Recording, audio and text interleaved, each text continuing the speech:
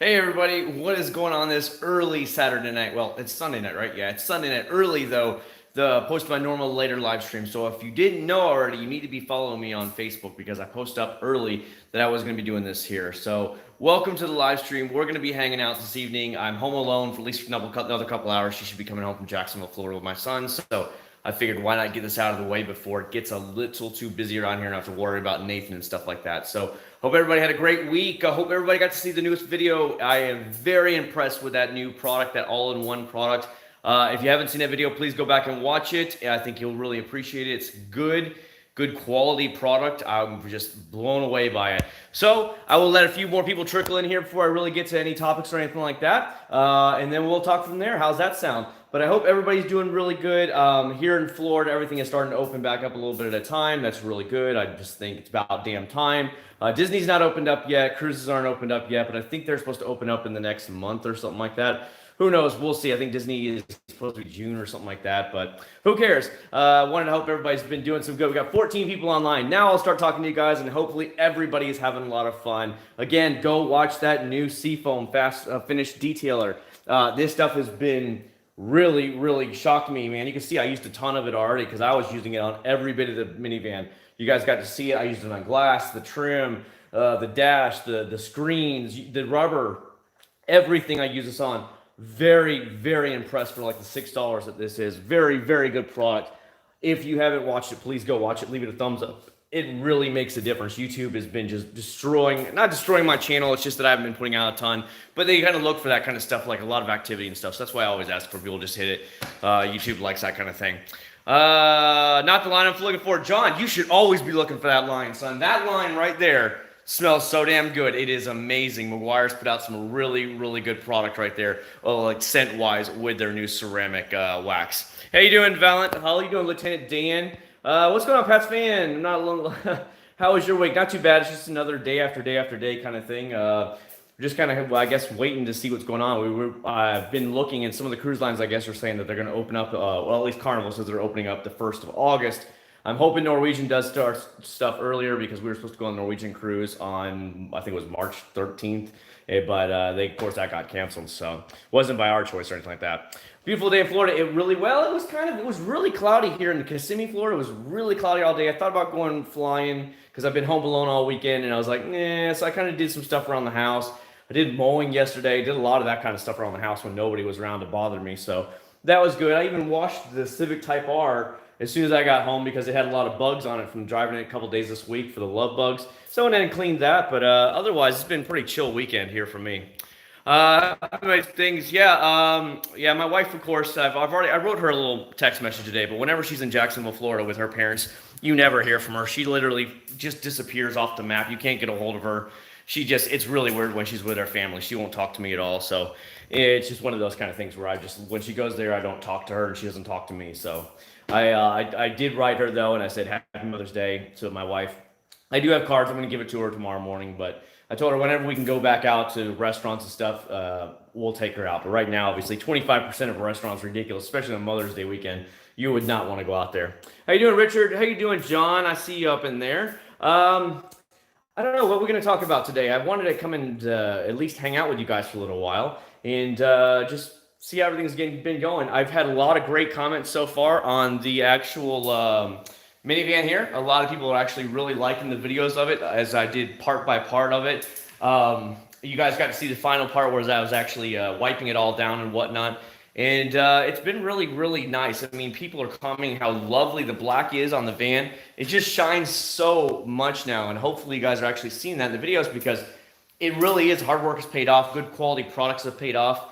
It shows. I'm telling you. That's why I've kind of left it in the garage. She comes back this coming week. She'll be back here in a couple days. So she's going to come back and pick up the van. I told her she could have it whenever she wanted it. But since she didn't need it, I really didn't want to get dirty, getting rained on and stuff. Let me turn something off really quick here. I'm tired of hearing the noises, so forget it.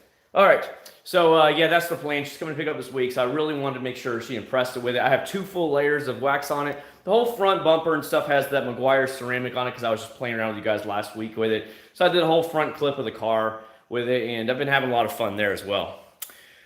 Hey, I came here for the white girl, as you said. Bro, white girl. Yes, sir. Yes, we got it right here, bro. You want to do a line? You want to do a line? We can do the line right here. It'll be great. McGuire's personally sent that out to me and said, Chad, you and your subscribers feel free to take a line off of the hood. You guys can have as much as you want. So I was like, sure, that sounds really good. I'm just joking with you guys. McGuire's has never contacted me in their life.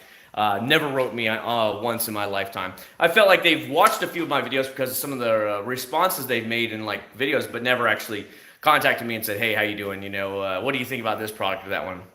If any of your neighbors looked at you funny while you were taking camera, oh yeah, dude, we got some neighbors that are just like almost what I consider rude. I'm in the middle of making a video. I'm clearly talking to the camera. You can see the camera, and they will come right there and start talking to me. And I literally have had to tell them, I'm like, I don't mean to cut you off or be rude, but when you see the camera here and you see me talking, can you please just let me finish it before you come up and talk to me? Please, I'm trying to make some stuff, because they would keep coming up, and I'm like, you can come up and talk to me all day long, but wait until I'm done. If you see me talking to the camera and stuff, would you please just don't talk to me? And they kind of were like, and I'm like, are you serious? It's like if I'm on the telephone, you're going to come up there and walk up there and start blabbing to me? Like, I'm on the phone, can't you see? You know, that kind of thing. So I've had a few of those. A few of them will just want to know what you're doing. And a few of them have asked me about products and stuff. And you generally get that stuff. But mostly my neighborhood's a bunch of retired old people. So, you know, it's mostly like, why has this kid got so many cars in his garage and all this stuff? And that's kind of, so it's a mixed bag around here. I've been seeing more people speeding on the roads. To get a license, don't even need to take the road tests. Oh, dude, I love it, man. I can go so much faster. Lately, I will tell you, I've been speeding. And I have been having fun speeding, actually, lately on the roads here. I have noticed, though, as Florida has opened up again this Monday and stuff, you're starting to see more and more traffic on the road. It's only like restaurants are 25%, but you're seeing a lot more places slowly open up. I heard the malls are opening up again. So traffic has definitely picked back up again. It's not as nice as it was, but when there was no traffic, my God, I would be doing like 10 or 15 over. I'd be just booking it. I have a police friend here who's in St. Cloud, and he told me they literally, unless it's like a serious offense, to not even pull anybody over. So, you know, if you run the red light or something like that, or something really bad, they're going to stop you. But other than that, they're just going to kind of look the other way, just to keep the social distancing garbage going on. So for the most part, you can go out there and have a good old time with the car. Yeah, let's do it. How you doing, Abdullah? I love your GTR. Yeah, the GTR is right there. I backed it out of the garage. As you can see, it was right here. It's been on the battery tender. So all I did is just back it straight up out of the garage. So I had a little more moving space. I had to put the recycling bin away. And I figured, you know what? Let's do an early hangout than I normally would do. Spend some time with you guys and see how everybody's week went. And hopefully you guys had a great one yourselves. But the GTR, I've pretty much narrowed it down between like two different planes I'm really looking at right now. So I've been doing a lot of research on that stuff. And I'm just waiting until all this passes over to put the car up for sale. That way I can get the money and I can buy a plane that I want. What's good, Jeffrey? We're just hanging out there chilling. What's going on in camp? How you doing? Are you planning on putting out a video for your top 20? I don't know, Mike. I just don't know yet because I haven't gone through all the 2020 products yet. So I really and truly don't know. And I can't be truthful with you guys about what is good. Now, I've been really impressed with that interior detail. Let me tell you, I took that thing when I made that video, after I made that video, and I saw, I don't know if they had kids in their car, whatever it was, but I took it and I actually cleaned the actual cloth interior seats with this thing. I mean, it had spots all over the place. I don't know what it was, but all the spots are gone. It's that nice gray tan interior look to it, and it looks great. I mean, when she comes to pick this van up, she is going to be completely blown away. Everything is vacuumed. The floor mats are completely done. I use Turtle Wax's floor mat cleaner, the rubber floor mat cleaner. They're spotless. They're shiny again. They're nice. They're not gray and dull and dirty. I did the dashes. I did everything you can imagine, the windows and everything with that new interior stuff. And it worked really good. Somebody asked me in the comments, Chad, do you see any streaks? And I'm looking right now, and there is no streaks from that product whatsoever. It was actually a very good product, especially for Seafoam's first try into the car detailing side. Now, we know they made the engine cleaner and stuff before, but that's about it. I still haven't looked up that. If you haven't seen the video, it has the exact same black cherry smell as the Black Magic. So I'm wondering if they're the same company or an offshoot of the same company. That'd be interesting, or at least they're owned by the same parent company. That would be really interesting to find out. California, the polling people. Yeah, I see that all the time, Lieutenant Dan. I see it all the time. I think it's funny as shit. Yeah, social distancing brand. I tell you, I work next to people all day long. I'm driving trucks all day long. God knows how many times I've come in and out of contact with people, and You know, it's whatever. I just wash my hands, do the typical general like live kind of thing. You know what I mean? You're gonna go eat and food and whatever. Go wash your hands. You're gonna go to the bathroom, just wash your hands. That's all I've been doing, boss. Best water wash according to you. I personally fell in love with Masterson's because Masterson's waterless wash it was like a much more of a I don't want to say a thick concentrate. I can't find the bottle right now. I used to have it really easy to find, but I really genuinely like Masterson's because it was like a creamy effect to it or whatever. So it really gave you tons and tons of lubricity when you actually used it. Didn't feel like you were just spraying on water onto it. And one thing I really try and don't use a lot of waterless washes personally, because one thing that the pros always teach you, and I always kind of felt the same way, is the more you actually touch your car, the more chances you have to actually put scratches in it. Am I right? And so by me having to take it and take a microfiber towel to it, it's just like, oh, I hope this doesn't scratch anything, So if I'm going to clean the car, I'm literally going to clean the car. I'm going to wash it. That's generally my thoughts on it. But if I had to use it in a pinch, that's probably my go-to that I use all the time. Or I just use a quick detail or that kind of thing to wipe it down. Hey, Julian, in case I didn't say hi to you, man, shout out to Jose from Victorville. What's going on, buddy? Can I donate one of my car's video cause? You going to give me your car? I mean, if you're going to give it to me, bring it on over. I'll just tell my wife I don't know where this car came from, because she's always like, you don't need any more cars. You don't need any more cars. Florida is now passing a new license plate, custom license plate. It's going to be the Blue Angels. And it's going to say Florida, home of the U.S. Navy Blue Angels, and it has the 4 Blue Angels flying over the clouds. And me being a newer pilot, I'm like, oh, I want it. She's like, no, you don't need another car. I'm like, no, we'll just take your van and put another license. We'll put the Blue Angels license plate on your van. And she didn't say anything no about that. So I was like, all right, well, as soon as it passes, I think I'm going to go ahead and order that. I think it's the last time I knew it was on the governor's desk. But of course, with all this drama right now, probably it's going to be pushed back a couple months. But I was really like, ooh, Blue Angels, fighter jets on the back of your license plates. That'd be really cool. Have you ever tried Adam's Wheel and Tire Cleaner? I think I have, Freedom, and it seemed like it was okay. I have never been the biggest and wildest fan of Adams. I'll be real as real it can be. I think they make very good products, fine products, no issues whatsoever. I think they're a little bit overhyped. I think they're living off their name and they're pushing the prices up because of it. That's the only issues I have with them, but Chemical Guys does the exact same thing. So take it or leave it. Chemical Guys washes are like $8 to $10 and they're a little 16-ounce bottles. So it's like, yeah, you're really making it. You're probably making $6 off that bottle alone, just in profit.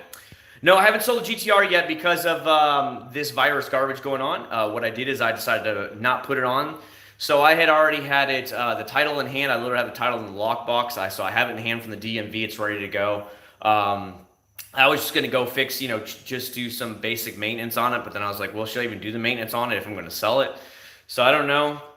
And then all this drama broke out. They started canceling everything. And I decided I better not. I've seen so many Nissan GTRs coming up for sale on the GTR classified page. I'm like, yeah, I'm not looking for to get lowballed on the car. What if you don't clay or ceramic spray it turtle wax? You just don't get as good of, to me, you don't get as good of a contact. You're not technically, you're kind of spraying it over the contaminants, essentially. So your contaminants of your car will be nice and covered, but to me, it's not a good, a good application because you're not actually removing the contaminants off of the hood or the body panels before you do it. So you're starting off with essentially a clean surface. That's the way I like to think of it. So personally, before I do any waxes, any sealants, anything, I always clay bar a car. It takes you another 10, 20 minutes max to do it. Why not go ahead and knock it out? Start it with the best, cleanest surface you possibly can. If it has to have swirls removed, then go for it. If you don't even have a DA polisher, and just get yourself a nice carnauba wax, it'll help fill in a little bit of the swirls for you. But I still like to clay bar my car after the wash every single time. That's a personal pet peeve of mine. I like to start out in the best possible surface I can. Favorite car for Optimum car, favorite product. There's a lot of car products I like, Mitchell. There's no one in particular that I'm in love with that I say, I couldn't live without. There's a lot of great ones. Hey, how you doing, Bohong? It's been a while, buddy. Alfonso, I'll be on a video of Florida in the house. Best compound you use, Guerrero's Garage, complete and micro ultimate. I am personally in love with 3D Car Care. You'll always see me say it. 3D Car Care is one. It's a hybrid of a compound and polish. Always, always, always use that. As a matter of fact, after I had made the video for this, I noticed that with the acrylic black polish that Turtle Wax sent me to try out on the van, the hood had been really abused. And it got rid of, I'd say, 80% of the swirls and scratches off the hood, but there was still a few left.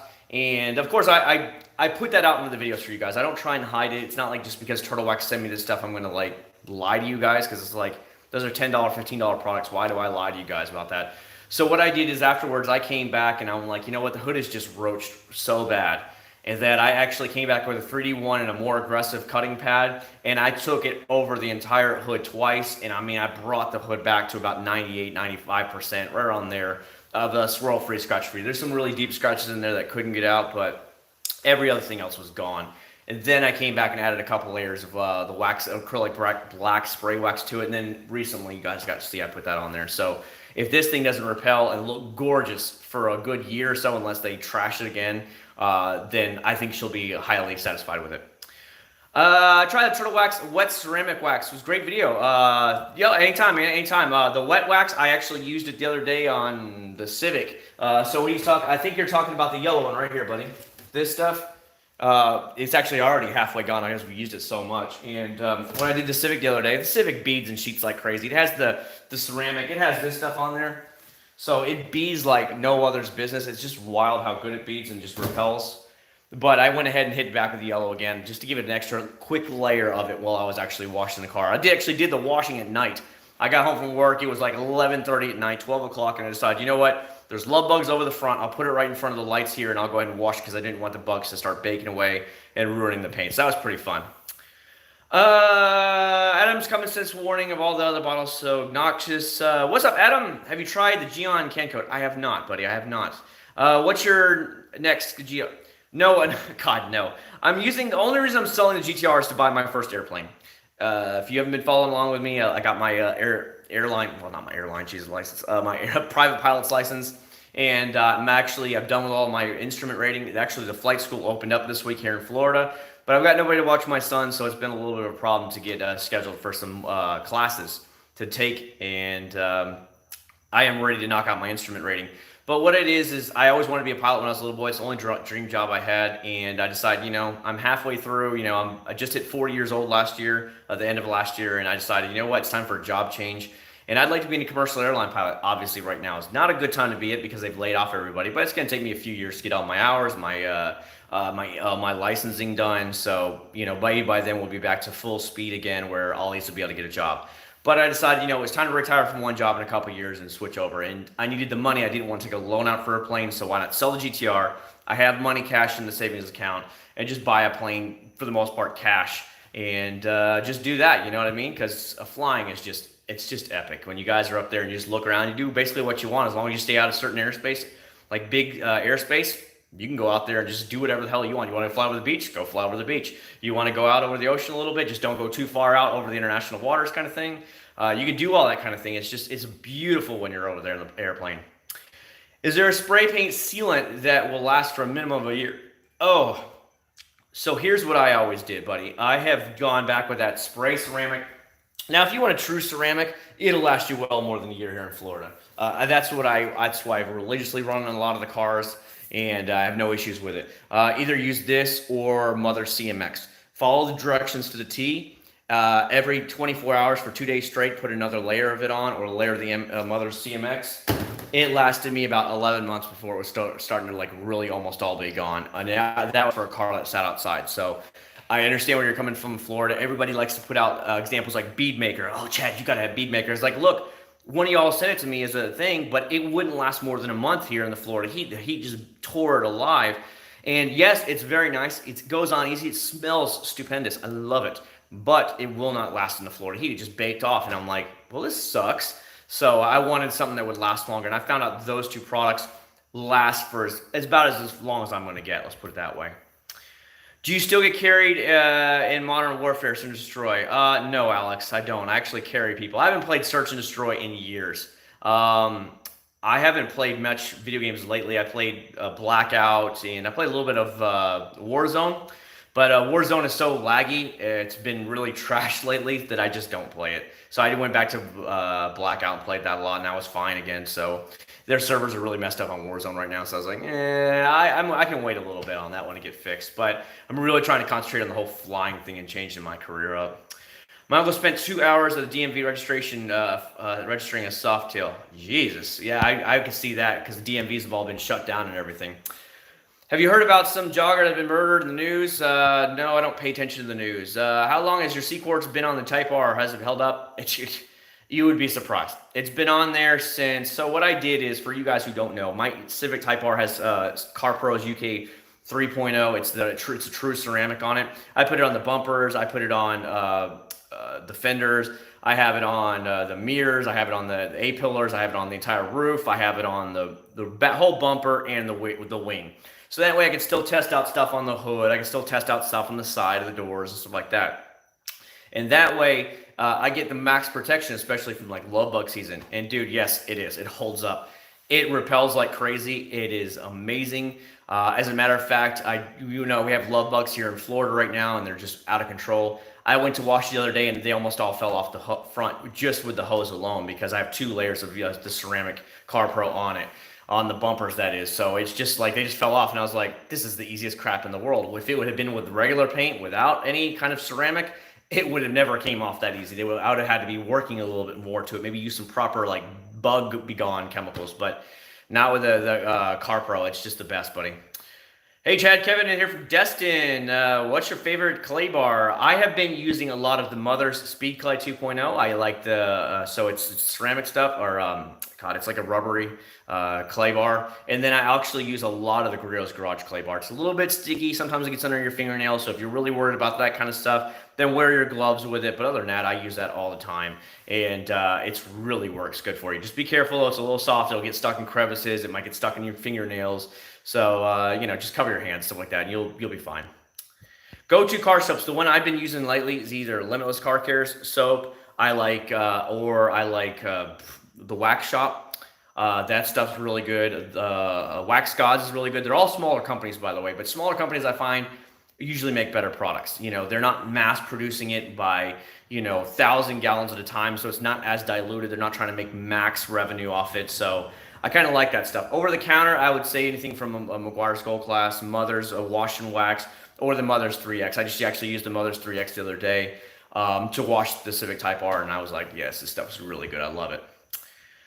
So to piggyback, Jesus, Alfonso, were you in the military?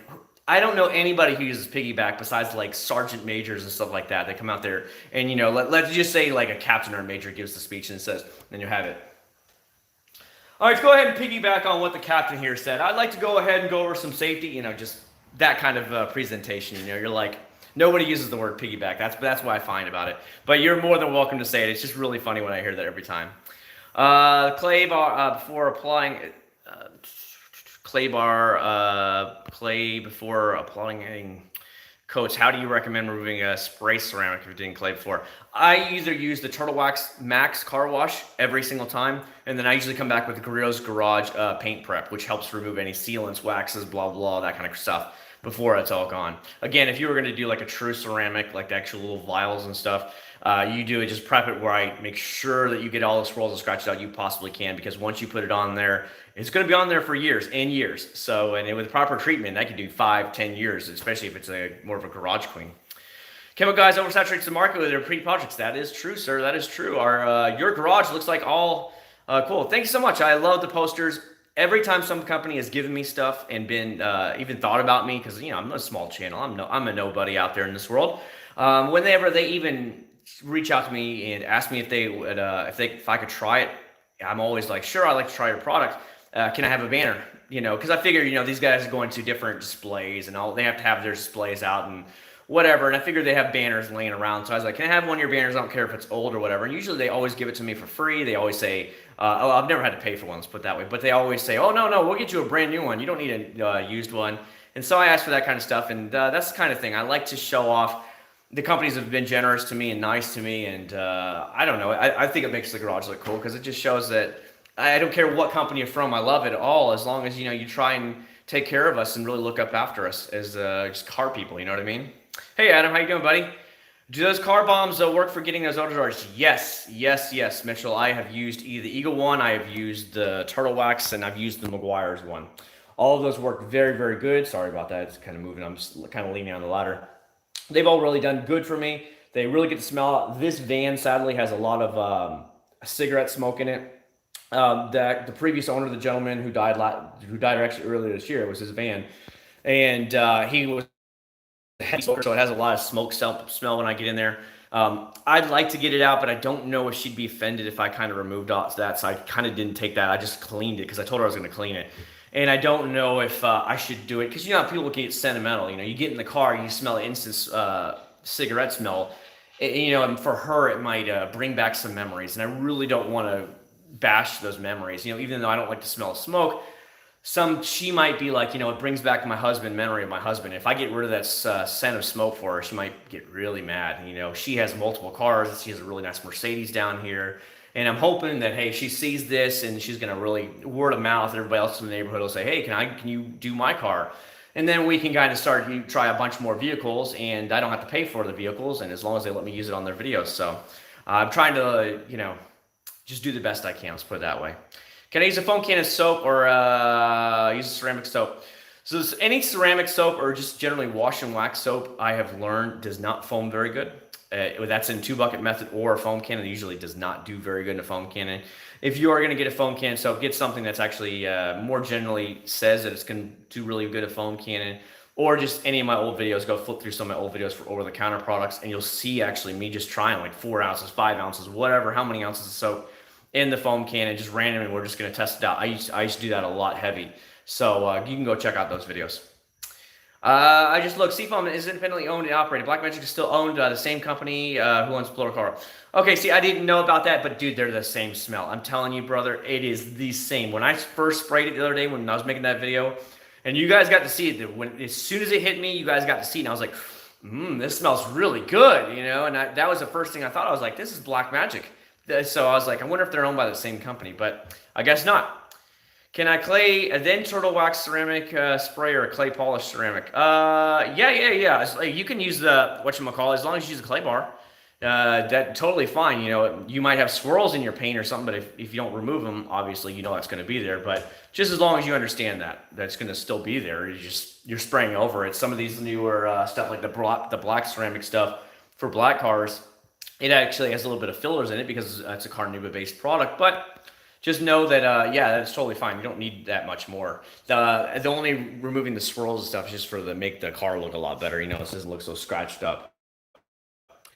Here we go. How do you airplane? Yeah, that'd be a lot of fun. But there are already pretty good ones. As a matter of fact, when I was searching for one of the planes, I saw Ammo NYC. It was a video probably about 5 or 10 years ago. He did it, and funny enough, he was using a Grillo's garage polisher just like mine, and he was polishing a big plane himself, and he was testing out some spots and showing how he did it. And I was like, oh, that's funny that I would just be looking at planes, and that was one of the suggested videos when here it was, Ammo NYC detailing a plane.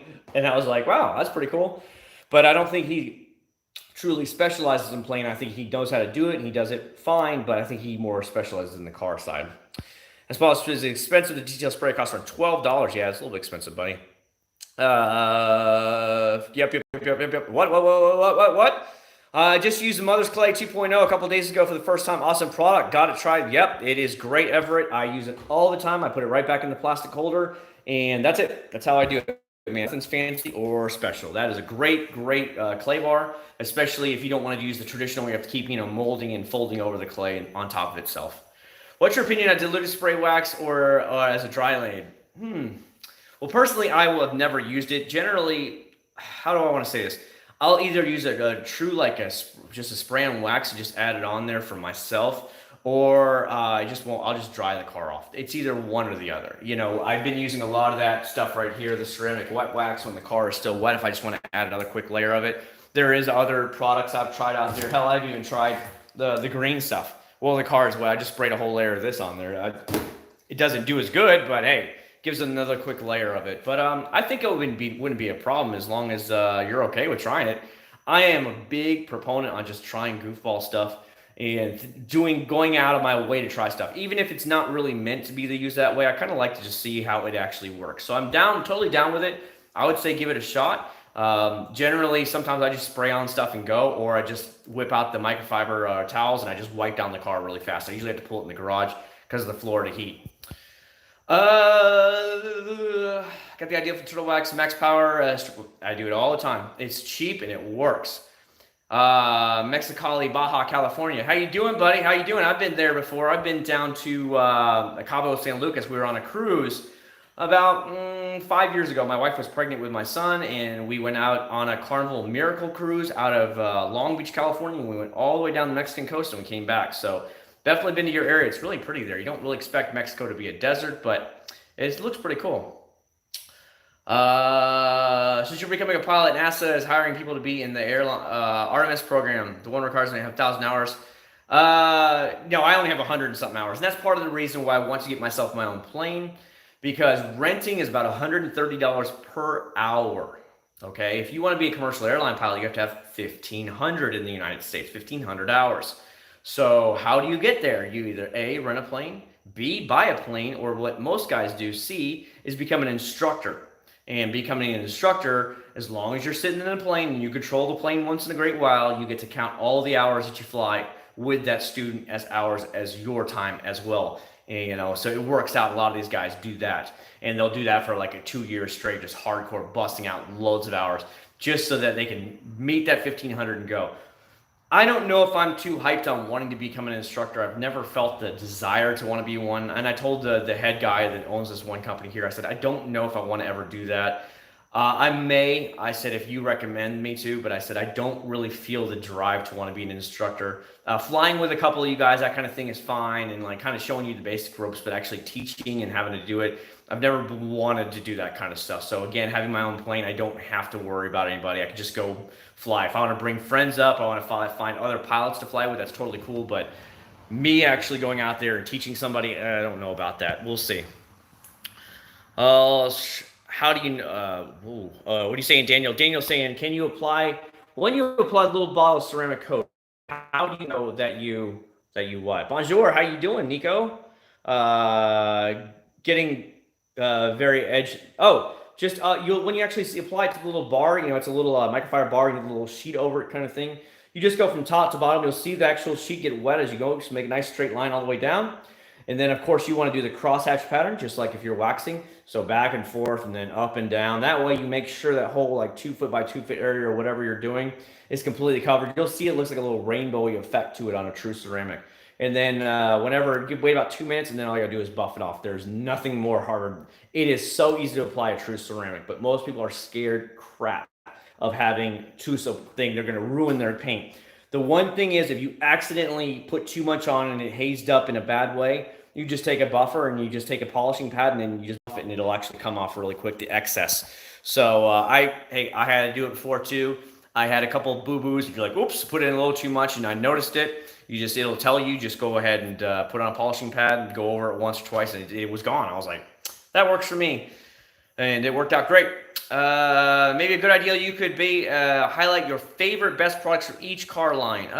Maybe. We'll see. Hey, Chad, any thoughts on Dr. Beasley's? I've never used Dr. Beasley's stuff at all. I've seen them at Auto Geeks, their Detail Fest back in the day before they matched up with Barrett Jackson, and they went all kind of weird on us. I have never tried it though, because again, it's a harder to get product. I really try and reach to only the stuff you can get locally in your local stores. I will order from stuff online or like companies like these that reach out to me. I have no issues with it. But me generally going out of my way to buy stuff online is usually not something I do, because I want to see what we can get over the counter and what the average Joe is going to get. The average Joe is not going to go online and they're not going to buy it. And that's why I kind of put my whole channel around that. Battery powered polishers. No, I haven't, but I know that Flex Polisher is badass. I would love to have it, but I don't work on enough cars to make me spend $400 and something on a Flex Polisher. SpaceX Starship. Yes, it would be really cool. I've always been a sci-fi geek kind of guy who has liked science fiction, all the Star Wars, Star Trek, all that stuff. I've loved it all. And I would love to be going to space, but we don't live in the right century for that. You know what I mean? Which touchless sealant would you recommend? Touchless sealant? I don't know what you mean by that, buddy. I love Turtle Wax Max Power for bug removal. Yeah, that'll work, but just be careful. You could be removing your waxes or sealant as well. McGuire's wax as you dry, spray wax, pretty good for interior wood trim. I usually don't. Well, actually, I'm thinking about now, I don't even have any wood trim in any of my cars. I don't even know if many cars even have wood trim anymore, unless they're like very high-end luxury cars. I just don't know about them. Is Meguiar's Ultimate Face Wax a good wax? Yes, it is. I had no issues with it back before he had all these spray synthetics, spray ceramics, and everything. That was probably one of my go-to choices for over-the-counter waxes. It was the Ultimate Wax. It was a synthetic wax. My mouth won't speak this morning or this evening, and it would always last me about 5 months solid before it would start fading here in Florida. Jack's Wax, I have tried one, and it is their, what is this, their sealant, their spray on seal. I actually have the bottle over here, so I'll show it to you guys really quick before, so you know I have it. One of my subscribers stopped by from Ohio and actually let me try it. So he gave it to me, the whole bottle. I've already used part of the bottle, as you can see. Hopefully you guys can see it in there. I've used already part of the bottle. Works pretty good, easy to use. Seems like it's a pretty good company, but again, I haven't ordered anything from them, so I don't know anything about the other products. Let's put it that way. They come almost, for me, looking from the outside looking in, that they're more of a along the line of like Adams polishes and stuff like that. So don't know. Glass cleaner, Stoner Invisible Glass all day long, buddy. It's right there. I use it on my son's iPad. I use it on my phone. I use it on the glass in the house and the stuff. It just is an all around perfect product. It works on tinted glass, non-tinted glass, mirrors, you name it. I use it on everything. How you doing, Jock? What's going on, buddy? Just bought my first black car. Haven't washed it yet, but I already have a headache from it. Take it back now. No, seriously, I've never been a big fan of black cars.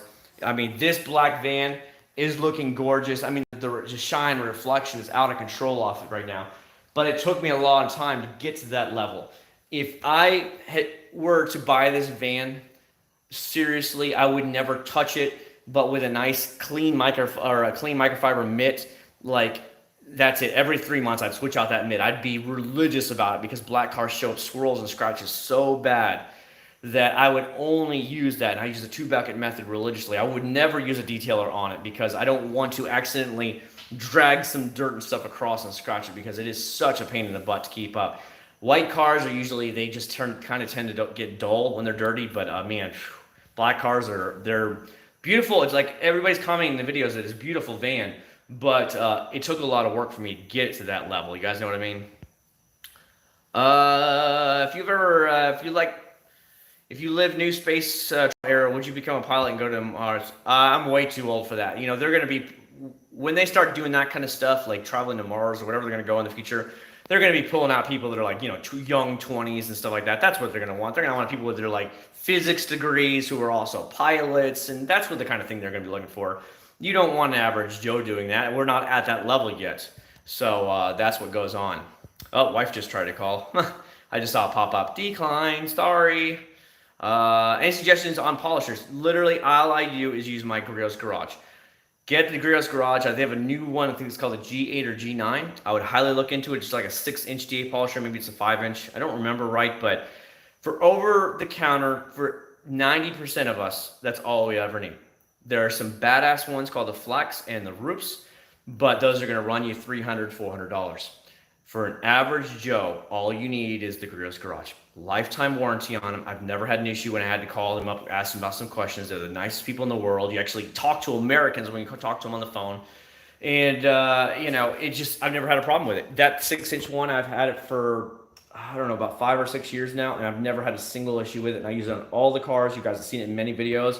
Never, ever had a problem with it. I had to replace the backing plate on it, but of course that's just wear and tear. But actually the machine, never had a problem with it. Highly would recommend it. You should try Masterson's car care products. Yeah, maybe I should. What do you think? G9 polisher. I'm 18 and just see it. Yeah, maybe Aaron, but I don't know. I mean, you know, I've been watching Netflix lately, and you see like there's that they call them UFO files from like Hangar 1 or whatever it's called. You know, I think it's going to be a long time before we have public space travel, maybe 100+ years, the way the Earth is kind of right now. I mean, holy hell, we can't even deal with a flu being right now without panicking, and everything has to be shut down.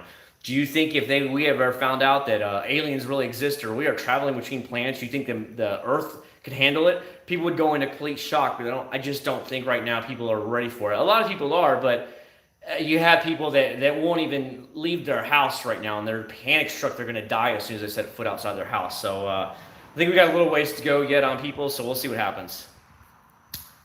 You love it. See, the G9 works really good. See, I don't have the G9. I have the original the regular 6-inch GA polisher. I use a mixture of Grillo's Garage pads. I have a bunch of Cobra pads. I have some Lake Country pads. Just kind of a mix of all of them, and I just kind of use them all according to there. And that's the way it goes. Yeah, Pyrus, no problem, man. I'm glad to help you out there, buddy. With anytime you need questions, just come on, hang out with us. If I don't have a question, maybe a lot of my subscribers, which obviously they were talking about, they do, then they can kind of help you out that way. And I think that would work out really good for you. But for show, faux show. I love putting on NC headphones and things. Yes. So I don't know if you can see mine right now. So I need to put these back in their case. But these are Bose. These are like the top of the line Bose headsets. You can have these on. I take these on the airplanes with me and stuff. Like, and by the way, like Bose is life. By the way, I have my speaker out here. But these, I don't even hear the actual DA polisher when it's running. It's just complete silence. All I hear is music. That's what I did. That's why I had them out here, because I was actually working on the van, and you know how loud the damn thing is inside the garage. So I put it on there, and I didn't hear anything. It was just like a small little hum is all I heard. And I was just jamming out while I was doing the whole van, because the van, obviously, a lot of real estate on the van, and it takes a while to get it done. But for sure, man, I hear what you're saying. Yeah, I saw the UFO videos. Those are actually pretty cool. It's really, the way I see it as a person looking from the outside in, I feel like they're letting these videos out now, kind of as like a thing to test the water and see how people would feel about it if they really knew. So kind of like hey, if I just release a little bit of these weird things a little bit at a time, maybe you'll get to the thing that, maybe there is something out there, but we really didn't want to tell you, so we're just going to kind of leak it a little bit at a time to you until you finally are like, whatever, people live on different planets, whoop-de-doo, that kind of thing, where it's not going to shock the people anymore. I kind of feel like that's what they're doing, just leak it a little bit at a time. Part of it, of course, I think is like top secret projects, black planes and stuff like that we don't know about. But I think like that stuff when the military released it, I really think that was a kind of thing like, hey, just letting you know there might be something out there, and don't get worried. But hey, and just see how people reacted to it. But that's just somebody looking from the outside in. Porter cable works great. I might pick up the Grillo's Garage polisher. Definitely not purchasing the expensive. If you're doing this every day of the week, I'd have no issues telling you to spend $400 on it. But for somebody who's probably only has 1 or 2 cars, I would tell you just get the Grillo's. It might take you a little bit longer, but it still gets the job done. Remember, most of these big like professional, like the big heavyweight professionals, you'll see in many of their videos, and maybe some of the older videos, they're using Grillo's Garage. Again, Ammo NYC was using it. Mike's from AutoGeek, he was using it a lot. There's a lot of these big YouTubers and people that are just professionals that you see them actually using the Grillo's. Yeah, maybe sometimes they use it, but you'll still see them go back to that Grillo's. It's pretty crazy. So just because maybe it's not a $400 polisher doesn't mean it's not good. Thoughts on the Turtle Wax Hybrid line ceramic spray green bottle? You talking about this stuff right here, brother? If you're talking about this is amazing. This, for me, along with the Turtle Wax Seal and Shine that they put out last year, is game changer for Turtle Wax. I have not run into a product that you can buy over the counter that's better than this. And that is coming from the truthfulness, as truthful as I can be. The Meguiar's spray-on ceramic didn't last me more than 2 months. It was completely gone. This literally is on my my Civic Type R out there. And, it sits outside recently every day because I've had the black car in here.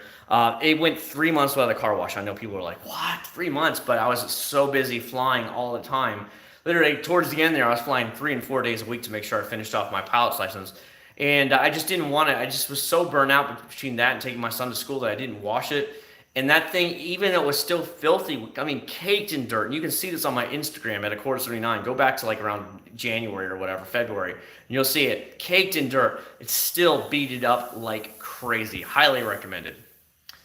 Appreciate your honesty and your reviews. I don't know. Fragrance, I appreciate that. I always try and tell the truth. I was raised a long time ago to always tell the truth. Sometimes it hurts, and sometimes you might get really flamed if you tell the truth. But the way I see it is, I've got nothing to gain out of telling a lie. So what if one of these companies sent me, $50 in products? $50 is not worth me selling out. You know what I mean? It's not like they're handing me $50,000 or $500,000 and telling me, Chad, make sure you sell it.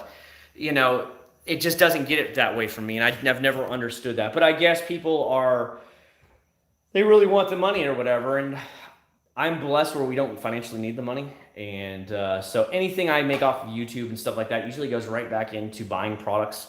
Like it helped buy my camera with that. The camera I used in the videos is a true 4K camera. It cost, at the time, it cost me $1,299.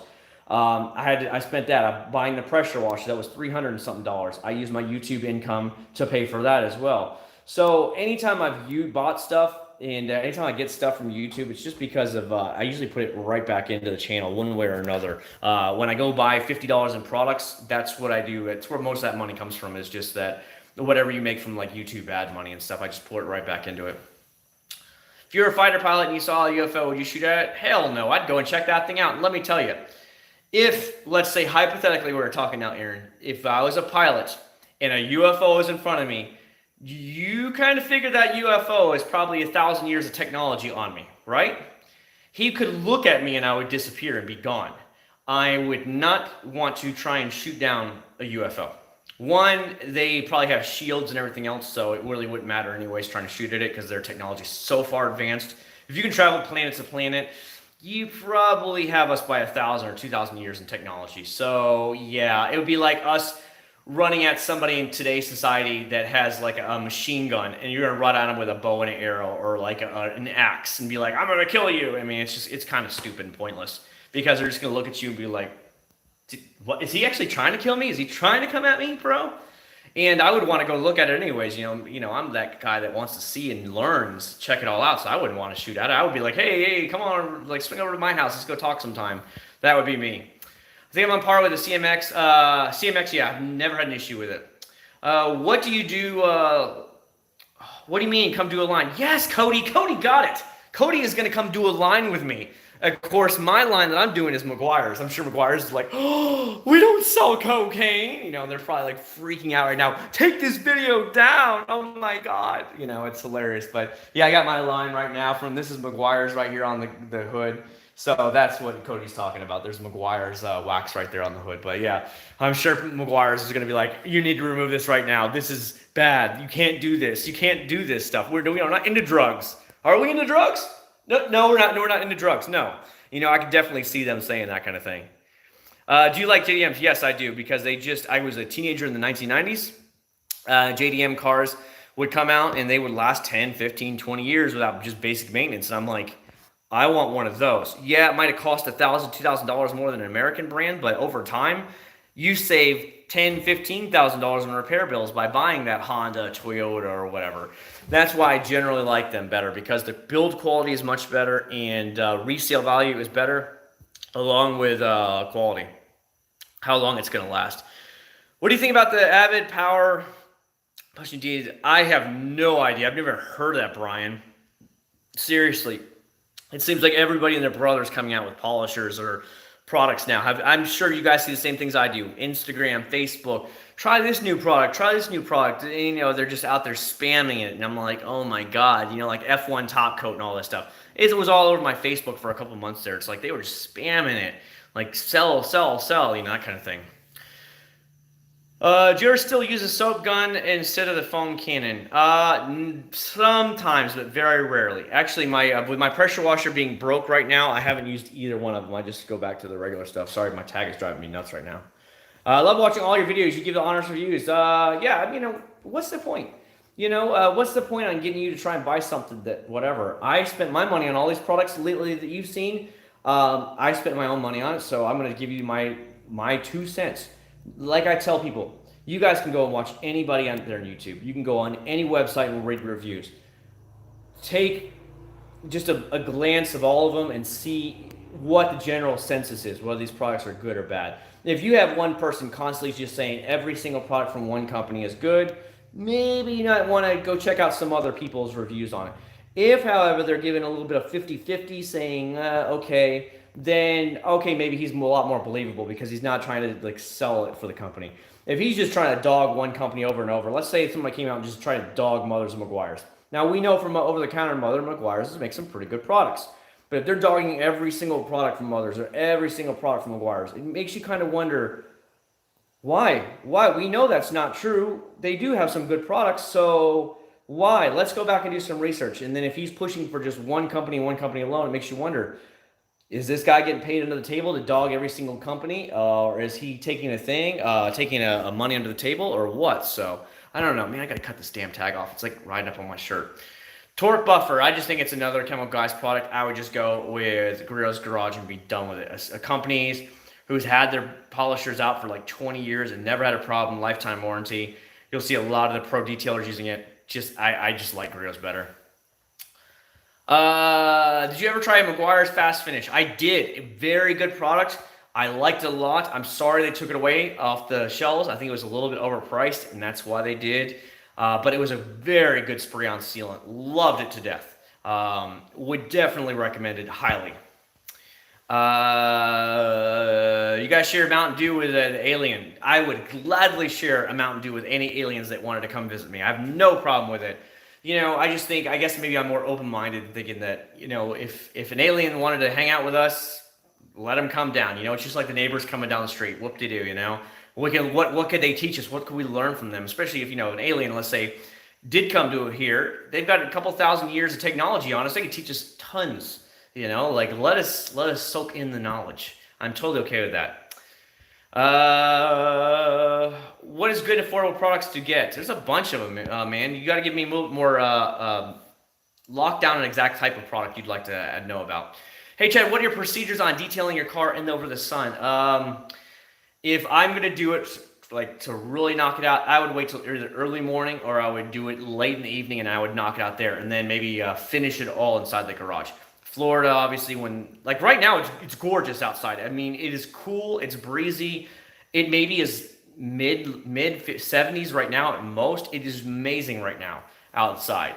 Right now would be perfect. But in the middle of the summer when it's 100 degrees, I would recommend only in the mornings or only in the nights or the evenings. And wash it, dry it really quick, then bring it into the garage, kind of like mine, and then finish the rest of it all inside the garage. That way you stay out of the heat. I've been talking to my wife about installing one of those mini split air conditioners up here. Removing one of these banners and having a mini split installed here. But for a really good one, it's going to cost a couple $1,000s to have it installed. And she's like, not right now. Let's fix some other stuff around the house first. But I have definitely, she was with me on getting one of those little window units, but they're not near as efficient as like a mini split that they put in the wall there. Those things, the air conditioner guy told me it would freeze me out in here if I really wanted to install one. He said we could do it in a couple hours. And I was like, sweet. And then my wife was like, we don't need to be spending a couple $1,000 right now. I was like, oh, so that sucks. McGuire's quick ceramic detailer can be used. Clay bar lube. You talking about detailer? Yes. Any detailer. As a matter of fact, you can even use car soap when you're actually washing your car to do it if you really want to do that. But yeah, any detailer is totally fine as long as it gives it lubricity in order to remove the defects and let the clay slide across it. Yes. Any advice you would give to me on buying a first polisher? What do you think? I'm telling you, just get the Guerrero's. I'll just tell you again, Brian, and I'll tell everybody this. $160 Guerrero's Garage Polisher. It's about, I think it's a 6-inch polisher. I don't know what the new G9 is. Anyways, just get that one. It's a lifetime warranty. American company, especially in today's society. American. You won't have any problems with it. Again, I've had mine 5 to 6 years now. Never a single issue with it. Not one. And even if I did, again, lifetime warranty. When I've called them and asked them about some products on the phone, they were the nicest guys in the world on the phone. I was like, this is so damn refreshing. You're actually talking to Americans, and it wasn't some foreign job trying to barely stumble through his English. I loved it. I was like, yes. So Guerrero's, I will stand behind them all day long. And you don't have to spend a lot of money. Again, $160, where if you buy like a Flex or a Roops or whatever, you're spending way more. And unless you're a professional detailer, I don't really see the need for you to spend that kind of money. I don't want to see you waste your money. Let's put it that way. Ken, your message was retracted, so I don't know what happened. Would you get a Tahoe versus a minivan? No. We actually test drove 2 SUVs. We test drove a Nissan Pathfinder, the new one, the big one, and then we test drove the Nissan, it's a Pathfinder and the Armada. And we test drove them both, and neither one of them, the minivan is just so much bigger. that they would be silly not to buy a minivan for us. Every time I look up on the review of chemical guys, a lot of them complain about custom sport is bad. Yeah, I would do that, man. I'm gonna go get a drink real quick, guys. My throat is like dry as dry can be. Have you seen, you talking about the whole green one, the dark green one? Yeah, buddy, I got that. I'll show it to you in a second. You guys can come inside my house, check out my my crib. How's that sound? You guys can check out the crib. Here's the kitchen. Ooh, it's a kitchen. Jay, hope your family is doing good. Yeah, we're doing good. There's the living room. That's where my son usually hangs out. My wife hangs out, TV and all that stuff. So you guys know what we're looking at. We got a drop down. I don't know if you guys can see this. Literally stairs go down and it goes down and there's my drinks and there's a mini fridge there. So yeah, it's pretty cool here in my house. We like this. But if you're talking about the Mountain Dew, you're talking about, whoa, don't drop off, buddy. This, the real sugar, they went back to like a solid green. I think that's what you're asking about, buddy. But I'll let you see, I have like all kinds of drinks here. A lot of them are old. They don't even make those anymore. The Mexican drinks, of course, are up here. I like the Mexican Coke. Here's a Halloween Mountain Dew right here, Voodoo. I've got some Game Fuel, my wife's wine and stuff. I've got more drinks. You name it, we got it in here. And then the mini fridge is right here. So I can just go get some stuff what I want. So yeah, now that you mentioned Mountain Dew, I'll get myself a nice cold Mountain Dew. But yeah, this is pretty cool right here. You see it goes up the stairs there. The one cool thing is, I don't know if you guys can see this. I'll let you try and see the best you can. We left it up here, and then we just open up the windows here. I'll show you best I can real quick because I'm sure you guys have seen this before. Open up the window. Check it out. Oh, there we go. Sorry, it disconnected there. But yeah, swim bar, so the toadstools and stuff are right there. So let you guys check out some of the house that you've probably never seen before. So, you know, because we live in the projects here on the country club. But this is what I do. Oh no, MTM foam cannon. Oh, I thought we were talking about Mountain Dew because Mountain Dew is way more cool than a foam cannon because I like my Mountain Dews. All right, let's head back out in the garage. 1 second, guys. Come here. Shut door. That's the laundry room, by the way. Love videos. Abdullah, thanks so much, buddy. Lagging. Yeah. No. It was only lagging just because I was right at the edge of the thing, so it was like barely picking up the internet signal because I'm using Wi-Fi right now for the best signal. By the way, I had a lot of suggestions last week about possibly doing some live streams here out in the garage while I'm actually doing the vehicles and working on them. And I told you guys I'm building a new PC, like an all brand new top end PC. So of course I'm going to have my regular PC as an extra. So I'm thinking about going ahead and bringing that down here in the garage and permanently having it in here and getting a nice, like, I don't know, 1080p or something webcam. That way you guys can actually see it and buying a little projector and project it on the wall so I can kind of see what you guys are talking and kind of make it a little bit more fun. And so I don't have to hold the phone anymore and you guys can kind of see along while I'm actually trying the product real time. I will probably for that though, for let's just say non-Sunday night live streams, I will probably start a Patreon for that though, because I'm going to spend a lot of money to buy a projector and stuff like that for the garage. So we'll work on that. But for regular live streams, like everybody would be able to see it, but I wouldn't have to hold the camera anymore, that kind of thing. But I've just been buying, I had like 2 boxes of computer parts coming in this week. I've got to buy a processor left.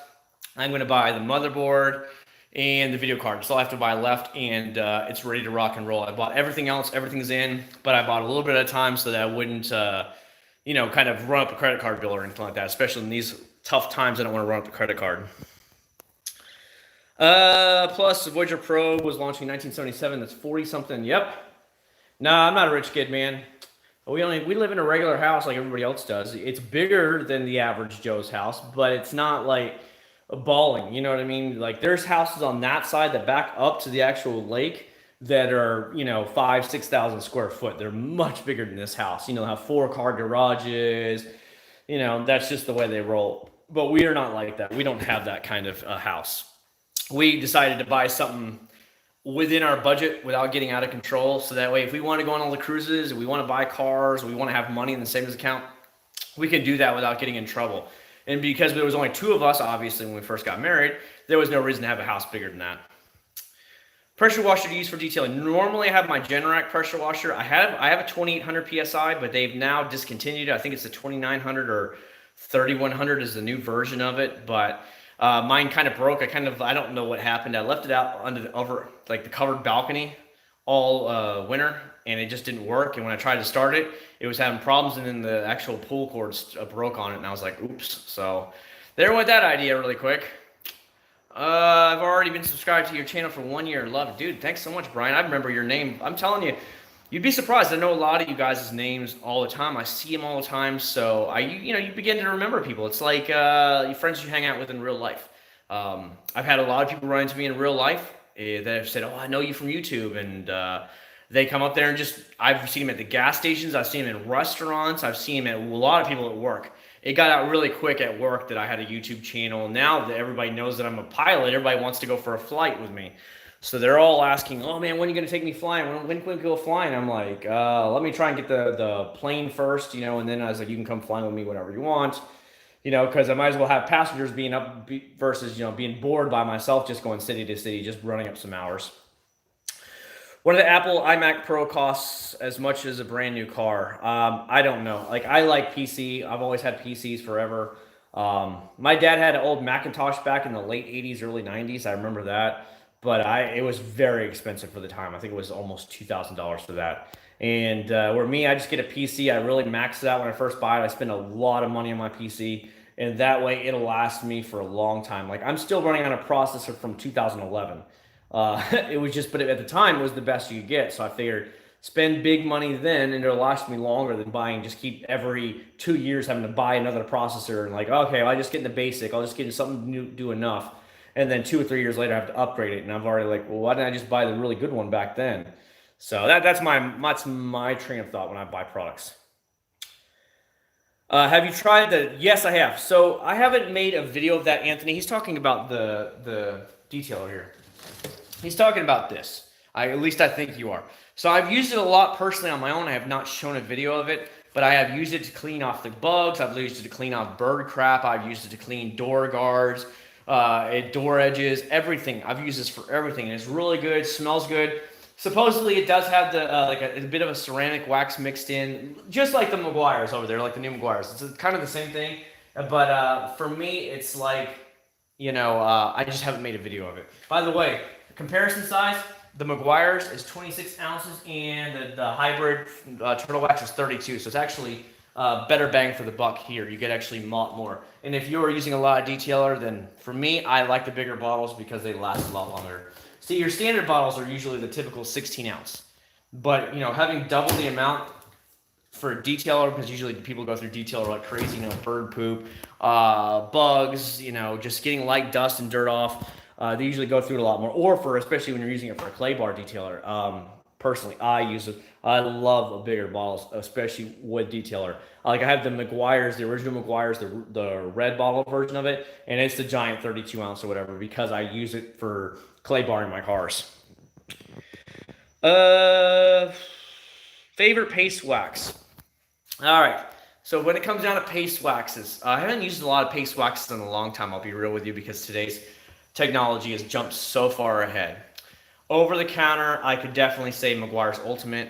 Meguiar's Gold Class is pretty good, but it's not going to last as long. Other paste waxes, I would say, because there's not many left, dude. Turtle Wax Ice, if you can still find that, it was very good product. I would tell you, I personally like Pinnacle Sovereign. It's an online company. You get it from AutoGeek. It's like a pure, a very high grade carnauba wax. 3 ounce bottle is $60. I've bought 2 of those. That's how impressed I was. And it goes on. You don't have to let it haze up or anything. But the shine it gives you is like nothing you've ever seen before. It's just, you're going to be paying for it. It's usually used for cars that are going to the car shows, concours, stuff like that. So you spend a lot more, but you get a lot more just bang for your buck when it comes to waxes. Did you watch the Money Heist? No. But subscribe to 2014. Yeah, man, I remember a lot of people's things. Tips scratches behind the door handle. You can actually get away with that with just a small bit, either a microfiber towel or a little applicator pad. I'll give you just a quick example of what I'm talking about. So let's just say we had an applicator pad like this. You know, you kind of fold it up and you can fold it up in there, put some polish in there, and you just kind of rub it in like this, and you can actually get out a lot of it that way. It's not as going to be as quick and as fast as using a DA polisher, but it will in fact work. So that's all you really need. You don't need anything fancy. Don't claw your handle when you're getting in from now on. Just lightly, gingerly do it. But I don't know. For something about women, or what is the deal when people have to do this? Hold on, let me get the keys. I'll show you guys. This is what I'm talking about. I've never understood this for the life of me. Here we go. Yeah, here we go. Okay, so this is the keys to my wife's van right here. Okay. By the way, check it out. I don't know if you guys can see that. Actually, my wife hasn't even seen that yet, so it's pretty funny. But what they'll do is they'll this. They got it in their hands and everything. And they're like bang, bang, bang, bang, bang, and they're scratching up everything. Why? Why are you doing that? And they're just scratching and just gouging it out with their nails, and their keys are just slamming against the car's paint. And I've just never ever understood that. And I'm just like, why? I just unlock it and just ease your hands on there. You don't need to be gouging it out or anything like that. I just never understood that for the life of me. Alienware computers are very overpriced. Overpriced. You're buying a name. You're buying a name. We could build you the exact same specs and not be an Alienware and save you half the money instantly. Half. The PC parts that I bought, I have probably spent, let's see, I bought an NVMe that was like, I don't know, it was like 200 and something, I think. I bought a 6 terabyte hard drive for my video game storage. That was like 230. You know, like where Alienware would charge like $400 or $500 for each one of those. It would be stupid. They overcharge everything, and then they get generic BS brands, like unless you specifically pay for it. Where I get all the big name brands that are really good, high ratings on, and that's the ones I buy. Example, both my hard drives, the NVMe, which is the SSD, that's a Western Digital Black. My actual storage drive, the 6 terabit that I bought, is a 7200 Western Digital Black hard drive. So it's a regular disk hard drive, but it holds 6 terabytes of it, and it's Western Digital Black. So you know it's going to be like you're buying name brand quality stuff. So that's the way I see it. If you can build it yourself, build it yourself. You can probably build a killer computer, or just go to a computer store locally and let them build it for you, and you'll still probably save $1,000 or $2,000. Especially if you're going to go really wild high end. If you're not going to go so high end, maybe I guess you want to spend like $1,500, but I know I'm going to be spending like $2,500 or more on this PC. IK sprayer. You don't mean to press the trigger a million times. I haven't tried. I haven't tried it at all. Don't forget Masterson's PCs. Yes, I have it, but I have not tried the Masterson, so that's why I haven't actually came out and said it. Adams Polishers make us a mini nano polisher. So does who makes it? Not Roops. Flex. Flex has a small polisher. That's like a 1-inch head or something like that. Hey AJ, how you doing? Well, I live in Panama. Do you have followers throughout? Yes, lots. I have them lots through different parts of Americas. I have them Europe. I have a lot in Australia. Lots of them actually from Australia. Is there a doctor and a pilot on board? Sorry, yeah, right. My wife is I wouldn't say she's like a prude, but you get the idea about that, Jock. She is not the wild one by any means. Like literally not even close to it. She might put on a front like when she's partying with her friends that she is, but she is so far from it. You would be like, you're a damn liar. I mean, it's that kind of thing. But you know, that's what women do. They always show you one thing, and then once you do it, and they give you this one, you're like, but I want this one. You know, that's what you got to look out for when you get married, guys. Pro tip right there. Pro tip. I would rather buy an iMac Basic over an Alienware computer. You're buying a name. You're buying an Apple name. Everything in Apple is overpriced because you're buying a name. So it's no difference than buying an Alienware. The Alienware is probably much better than it actually. But you know, you're buying a name with both of them. Oh yeah. People are also struck with PCs. Do some research before trying buying the parts. Your building is better. Yeah, I'm getting literally top end stuff that I personally would like. That I'm like loving. You know what I mean? The only thing I'm waiting on is just the motherboard, which I was looking at last night, because all the motherboards I wanted, they were all sold out. I guess with this whole crisis going on right now, it's hard to get some parts from some of these Asian countries right now, and everything's on back order right now.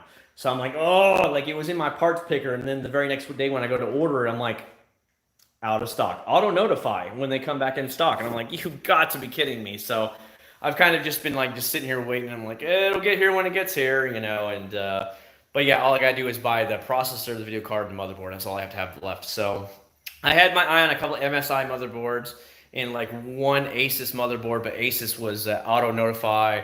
And then that happened on MSI. It got auto notified, and I'm like, really, bro? I looked at the video card that I had selected. I wanted a 2070 Super. I didn't want to get a 2080 Ti because I just didn't think I played that much video games that I would need a 2080 Ti, and a 2070 Super is almost at the level of a standard 2080. So I was like, it's all I need, save half the money, you know, and that's what I was going to do. And it then said auto notify. It was the EVGA, and I was like, damn it, people. So I think everybody's sitting at home just spending money doing stuff like that, buying crap. Oh. There are PC Master Race. Yes, I've heard of them. Someone will bash you. Yes, yes. PC Master Race. Yes, I know exactly what you're talking about, buddy. What do you think about Eternal Lubrications strip? You know what? For you, we'll try it out right now. We'll try it out right now, Anthony. Let me go get a microfiber towel, and let's try this out for Anthony right now. We'll put it side by side with McGuire's. Let me get a good microfiber. Gotta leave everything inside the house. All right, gotta get to it. So, I have a big bin over here, which I keep my microfibers in. We find a good microfiber for us to use. This, good enough. This is all I need for right now. By the way, I love these green ones. Looks a little bit dingy now, but it's just, I've washed it enough, and I think it's just been used so much. All right, so for Mr. Michael, we are going to do a little bit of a side-by-side comparison. So this should be a lot of fun for you guys that are wanting to watch this. I'm going to put the camera down really quick right now while I get everything set up for you guys. Go ahead and fold it over into fours. And there we go. Fold it into fours. All right, turtle wax. Let's get the turtle wax out. You guys see the turtle wax here, right? All right, and then we have the actual phone is actually, geez, literally, guys. Like I literally tried to lay this on the car, just gonna lightly set it. It just wants to slide off. This paint is so slick right now. It is phenomenal. Love it right now. Love it. All right, so let us do this. Here we go. Let me go ahead and buff off this crap right here. So I just put on some wax on the car. That whole line that we were gonna do, I just went ahead and took it all off. I didn't figure we needed it anymore. There we go. My God, it does smell really good. That wax smells really good. All right, now paint's in really good shape. Let's go ahead and do a little bit of spritz down. All right, so first off is the turtle wax. Well, let's just do a little bit of a smell first. Oh, it's that typical mango scent. It smells very, very good. Slickness. Very, very slick. Very slick to the touch. My fingers truly feel like they're ice skating across the hood right now. Granted, maybe that's a little bit to do with there's so much wax on there right now, but in reality, it's just, my fingers are just gliding across, which is a real benefit here. I'll just go ahead and wipe it all down real quick to get it all cleaned up. Flip it over. There we go. Oops, I just remembered I'd had that on the wax side, but no big deal. And as you can see, comes off with ease, no issues whatsoever. Yeah, I forgot that I actually wiped off the wax of that one side, and I was like, oops, I was spraying the wax a little bit. So that was probably a dumb move of me to do. But very, very, very easy to use. Just make sure nothing's left of it, because I was an idiot, and I accidentally spread the wax across with the wrong side. Not thinking very smart. Now, let's go ahead and try this for him. So here you go. Let's try it up quick. Shake it up a little bit, because I haven't used it in a little bit. Let's spray on a little bit first. All right, there's some spray right there. Lay it down. Fingers. Feels more watery. To tell you the truth, it feels a lot more watery. Still feels slick. Don't get me wrong. I'm not trying to dog my wires in any way, but it feels much more watery. Let's do a smell test, by the way, too. Smell is not near as, it doesn't stick out near as much as it did with turtle wax. No, not near as much. I like the actual ceramic, the wax that they have has a lot better smell. This is just a very light hint of it. So I'm just going to go ahead and wipe it all off again. Flip it over, go on.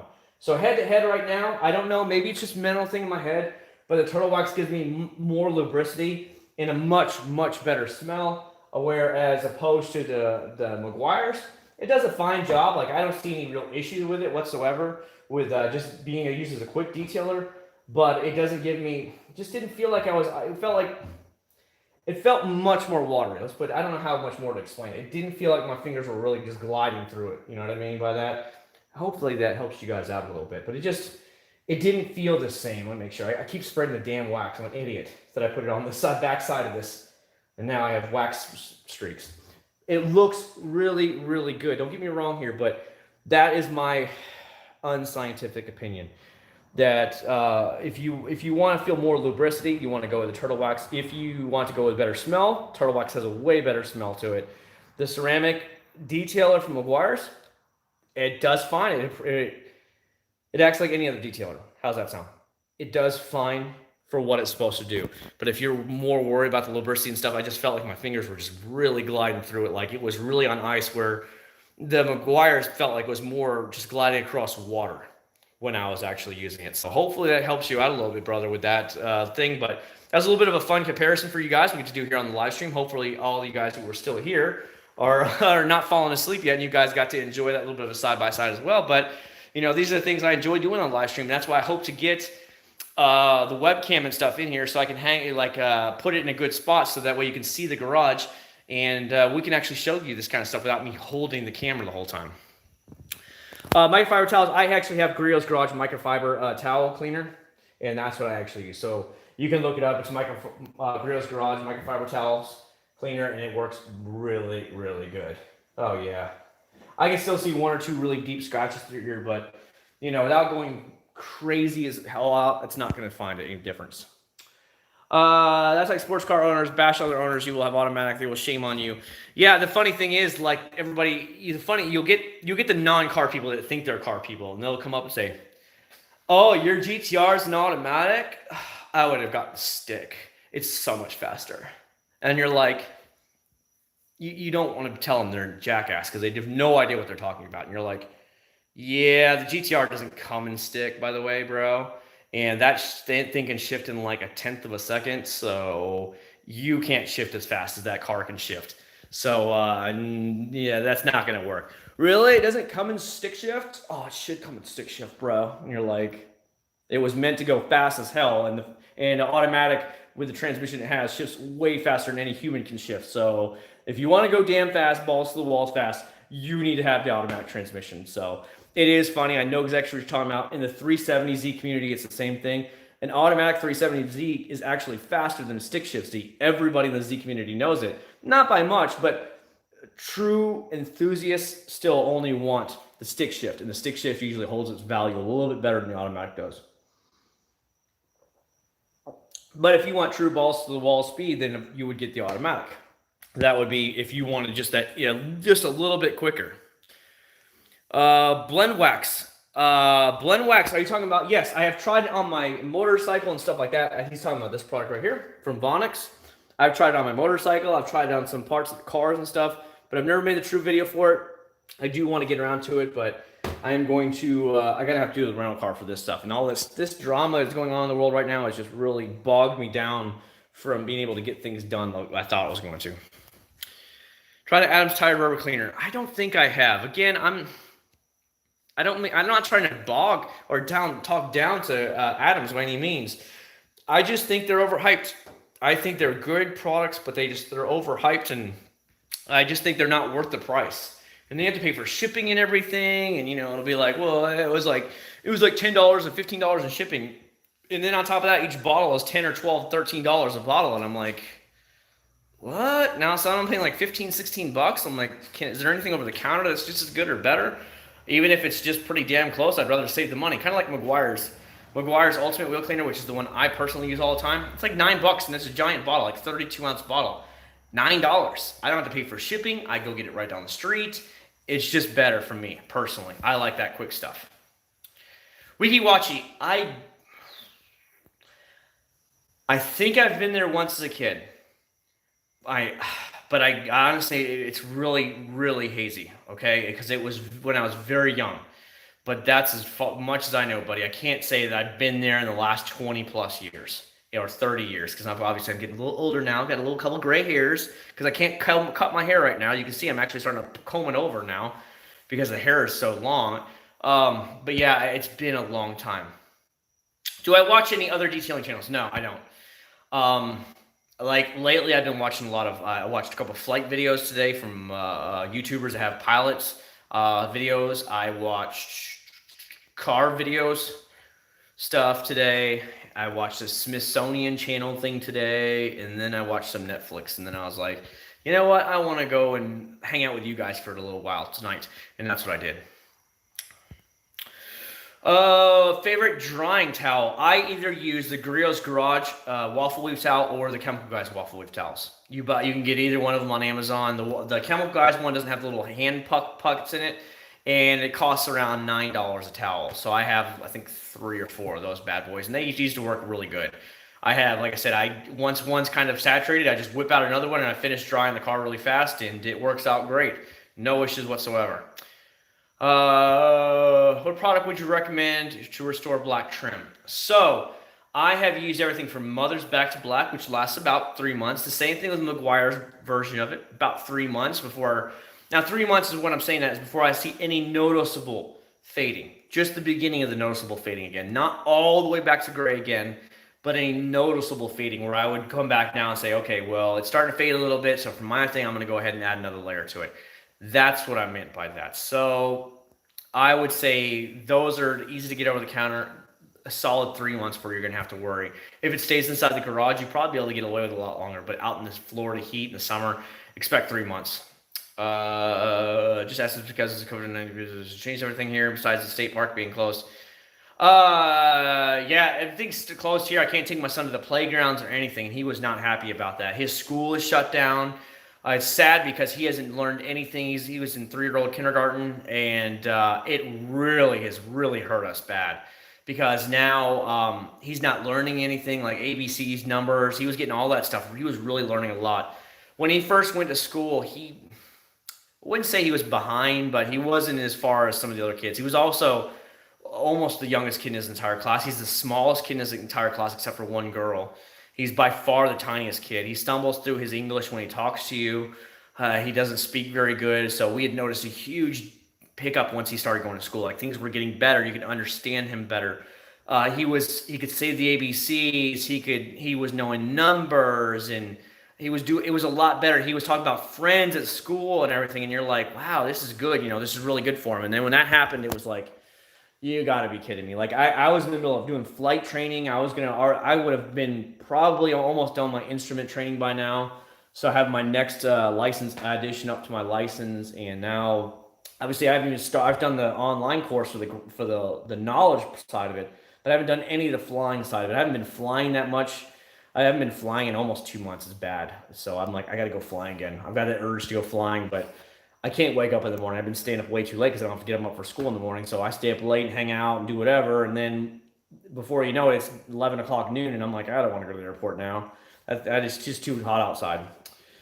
So that Seafoam review was good. Yes, it is. I actually bought it right from Walmart. I think it was like $6.50, Tiger. Easy to get, easy to use. Very, very highly recommended from essentially their first product over the counter. They also have a detailer as well, a spray detailer, but I was very impressed with them as their first foray into the detailing world. Very impressed with that product. Highly recommended. It's just like the Turtle Wax Dash and Glass, a lot like that, and just from a different company. Oh yeah, that was good right there. Wolfgang, dilute the water, and you can just get one of those education workbooks. See, my son watches a lot of his iPad, so he plays with the iPad nonstop. He's always on the iPad. It's good because he actually is playing all these games, and a lot of them have numbers and stuff, so that really is good. But he's not getting the social that he needs in that to work on his English. His English is terrible. It's not like we're foreigners or anything, but he's always struggled with speaking. It's always choppy English when you hear him talk. He's a very friendly kid, but my wife is sometimes worried that he might actually have some, like a real problem, and that other kids in his class do not have it. When you speak to the other kids in his class, they speak normal. When you speak to my son, he's very choppy with his words and things don't make sense sometimes, and you have to kind of figure out, oh, this is what he's talking about, and you usually correct him that way. But when we noticed such a big change in his speech when he went to school, everything was a lot better, and it was really nice. However, he got hit a few times by kids. I don't know if it was an accident, got bumped or whatever, and he'd come home with some cuts and bruises, and that was never good, you know. And you're like, did this kid do it on purpose? And they were like, oh no, we don't think they did it on purpose or whatever. One kid actually hit him and hit somebody else, and they actually kicked him out of school. A 3-year-old kicked out of school because he was actually hitting people. Like, I hate you, and just hit you and push you and knock him down. And they were just like, what's wrong with this kid? This kid's got some issues. So they kicked him out of the school. That was pretty wild. I just finished my first year at Beacon College in Florida. I am happy to the summer. I cannot now detail vehicles if we can. Yeah, except when it gets too hot in the summer. Oh, excuse me. What's a good water spot remover for glass? Water spot, just honestly, I've been using, anytime I have any problems with water spots, I usually use polishes, like a light polish or something. It really knocks out all that stuff. You can probably just get a McGuire's or Mother's polish, and just try that first in a small spot and see if you can remove it. I know some people use like a carnauba wax or some type of wax to kind of like you're removing it and stuff like that. But I've always noticed a polish is really good for that kind of stuff. Hey Andrew, how you doing? My brother had the same issue when he was diagnosed with mild Asperger's. Yeah, I don't know. My wife, being a doctor, she sometimes worries about him having problems. He was very late walking, very late talking. His talking was like so far behind other kids. He was a year behind them, if not longer, when it came to speaking. He's very friendly. He'll talk with you all day long. He wants to hang out with you all day long. And sometimes, of course, that can get annoying because you want to do stuff and he won't let you do stuff because you're like, oh, just go downstairs and go play on your iPad for a while, that kind of thing. But, just his communication stuff is all messed up. But he knows how to work iPads. He knows how to figure out stuff. He's very smart along those terms. But so my wife is kind of in the thing like, my wife thinks the worst of everything. So maybe that's wrong, but she thinks that he might have a little bit of an issue and that, you can't test them until they're 5 or 6 years old anyway. So, it's just, we're going to go with it and see what happens down the road, Like, he rides the motorcycle with me around the neighborhood. He loves it. He's not scared of it. I let him jump in the car with me. I let him sit in my lap and steer the car. He goes on all the rides with me at Disney World. He's not scared of them. Like, he'll go on, he's been on roller coasters with me. Anything that he's tall enough to do, he's done with me. He's not scared of it at all. He loves it. So I'm hoping it's just like a speech thing. He's delayed speech or whatever. And that's what I was kind of hoping. Like, it's a private school, and they would normally have a summer camp, like a daily summer camp for the kids. And I went to go drop something off at their school on Friday, and they said that they're right now until the restriction is lifted, that they can't start it or start to schedule for the actual summer thing. So I'm hoping by June or so that they'll be lifted and they'll be allowed to start their summer camp, because that'll get him back in there hanging out with kids again, which is better for him. He doesn't have to go every day because it's just like a summer camp thing. You go when you want. And then that gives me the chance to get back into flying and finish all my stuff. Like, I can try and knock out the instrument really fast and maybe start working on the commercial license again. Obviously, once the fall comes, school's back in again, and I can get back into commercial license. But we haven't been able to do any vacations or anything and it's like, crap, we're almost halfway down the year and I haven't had a vacation yet. This sucks. So, yeah. Windex and vinegar works great. Removing swatch spots thing. My son was the same. Their speech and took speech therapy in school. Yeah, I don't know. We'll see what happens. I don't know, brother. It's good to hear from other parents. And as somebody without kids, you don't understand it. But once you have your own kids, you definitely see problems, because you see this kid talks just fine. This kid, my kid, doesn't, and he barely gets to work through. He can barely make a sentence together, and he has to pause after every other word. He has to pause, and then he talks again, and you're like, oh my God, get it out. Get out what you're trying to ask me. So, and then if he says it wrong, you just correct him and say, this is how you actually say it, buddy. That kind of thing. Are the state parks opening up in Florida? I don't know. I haven't been to a state park in forever, so I don't know. Get suspended, 3-year-old kid. Can't wait for the kids to grow up. No, they were actually kicked out of school. Not even suspended, kicked out, removed. He's had 2 kids in his class removed already this year. One was like 4.5 years old. Like, he just hit 4 a month after school started, and he was still pooping his pants. and he was like already 4. Still hasn't been, I guess, potty trained properly. So they kicked him out. They kicked out the other kid because he was literally hitting and pushing kids, straight up hitting them. I guess he threw a chair, picked up one of the kids' chairs and threw it at a kid. And obviously that's not going to fly. So, they removed him from school really quick. I guess, I remember one time, I went to pick my son up, and you see the other parents there, and it was, I guess, his grandma that came to pick him up, and the grandma was just screaming at the bloody murder at the kid. I'm like, holy crap, man. Like, it was bad. Like, she was dogging out an adult, just screaming at him out in there in public. I'm like, damn, poor kid is going to grow up to be just messed up, because it's just like, wow. And of course, like a month or 2 later, he was kicked out of school. No matter what store I'm in and I come across consumer soap, I am familiar with always YouTube. But yep, always, man. Glad to always help you guys out, Logan. It's been so much fun. I don't try and be like those other guys. I know there's channels that are way bigger than mine, and that's great. They bust their tail and they want to pump out views. If mine gets a couple thousand views over the first month or 2, it doesn't matter to me. My life goes on. I don't have to do it for YouTube revenue. I'm not trying to be the next Mike Phillips or Larry from Ammo NYC. I know I'm not as good as those guys. Those guys are literally pros. I'm just a hobbyist. So I like to try out the hobbyist over-the-counter stuff, and whatever happens, happens.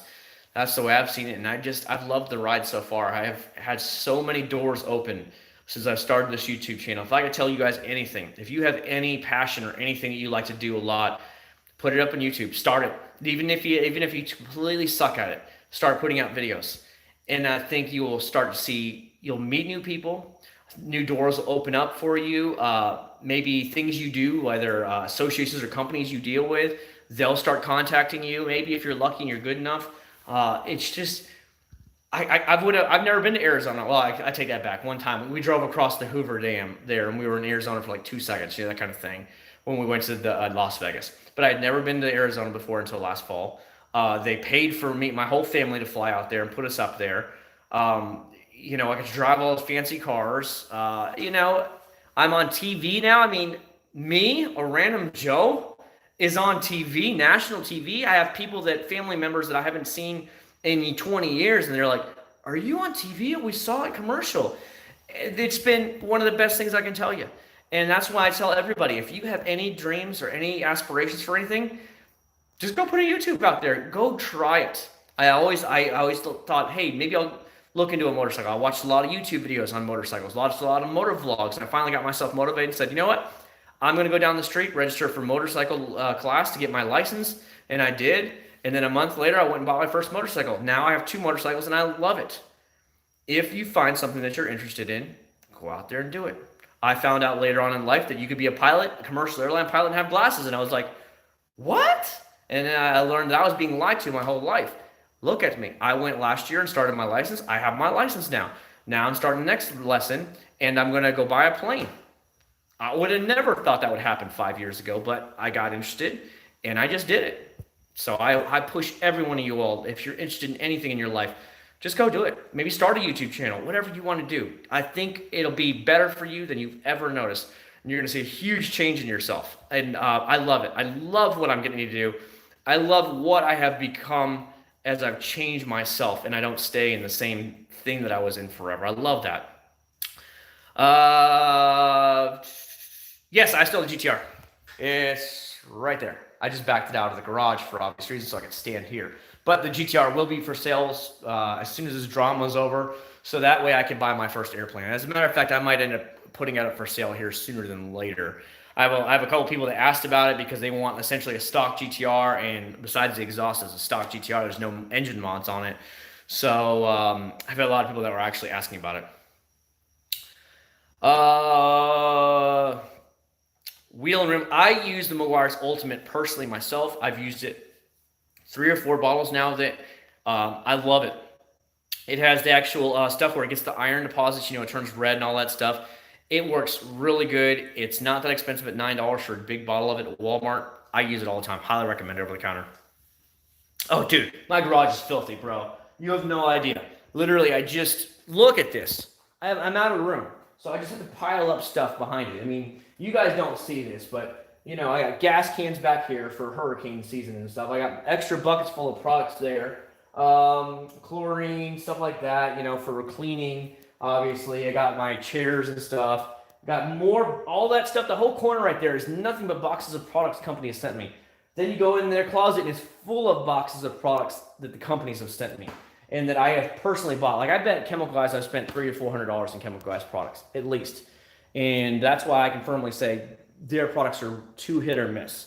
You're going to have to individually look at them. Do not just go crazy and say, I want to buy all these products because they're Chemical Guys. I've watched their YouTube videos and they're amazing, bro. Don't do it. Just go out there and watch some third-party videos and see what the reviews say. Go look at some reviews online before you buy Chemical Guys and stuff. But I mean, I wish we had a bigger garage.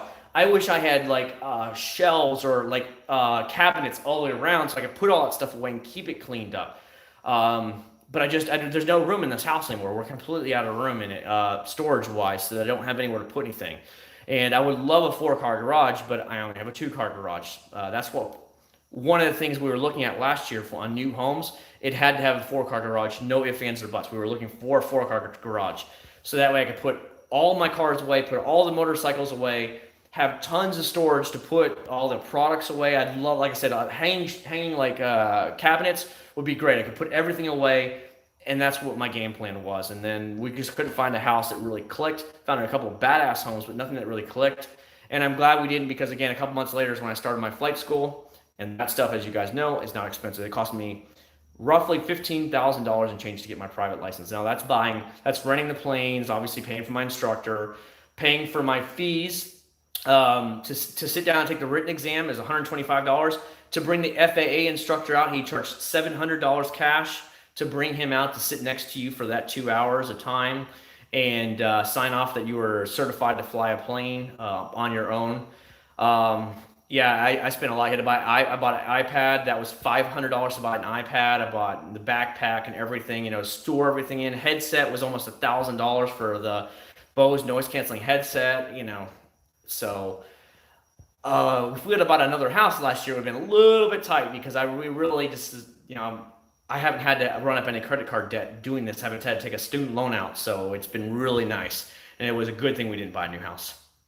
Yeah, there's a floor. I don't know if you guys can see the floor. It's got the epoxy floor. It was put in right before we moved in. So it's lasted pretty long. There's a couple areas like back there that it's starting to come off. I don't know if you see the brown areas where it's come off. It's not clean, by the way, guys. It's not a mop floor. To me, it's a garage, and as long as it's basically swept out for the most part, I don't care because it's just going to get dirty anyways. Like leaves just keep finding their way in here, okay? There's a lot of oak trees around the house. So leaves just keep finding their way in the garage. It's just the way it is. So I'm not that person that has to be, oh my God, it needs to be mopped. That's never been me. So as long as it's basically swept out, I'm good enough. I'm good. But yeah, it has epoxy floor, so when oil would leak or something like that, you just kind of take a paper towel and wipe it out. Worked really good.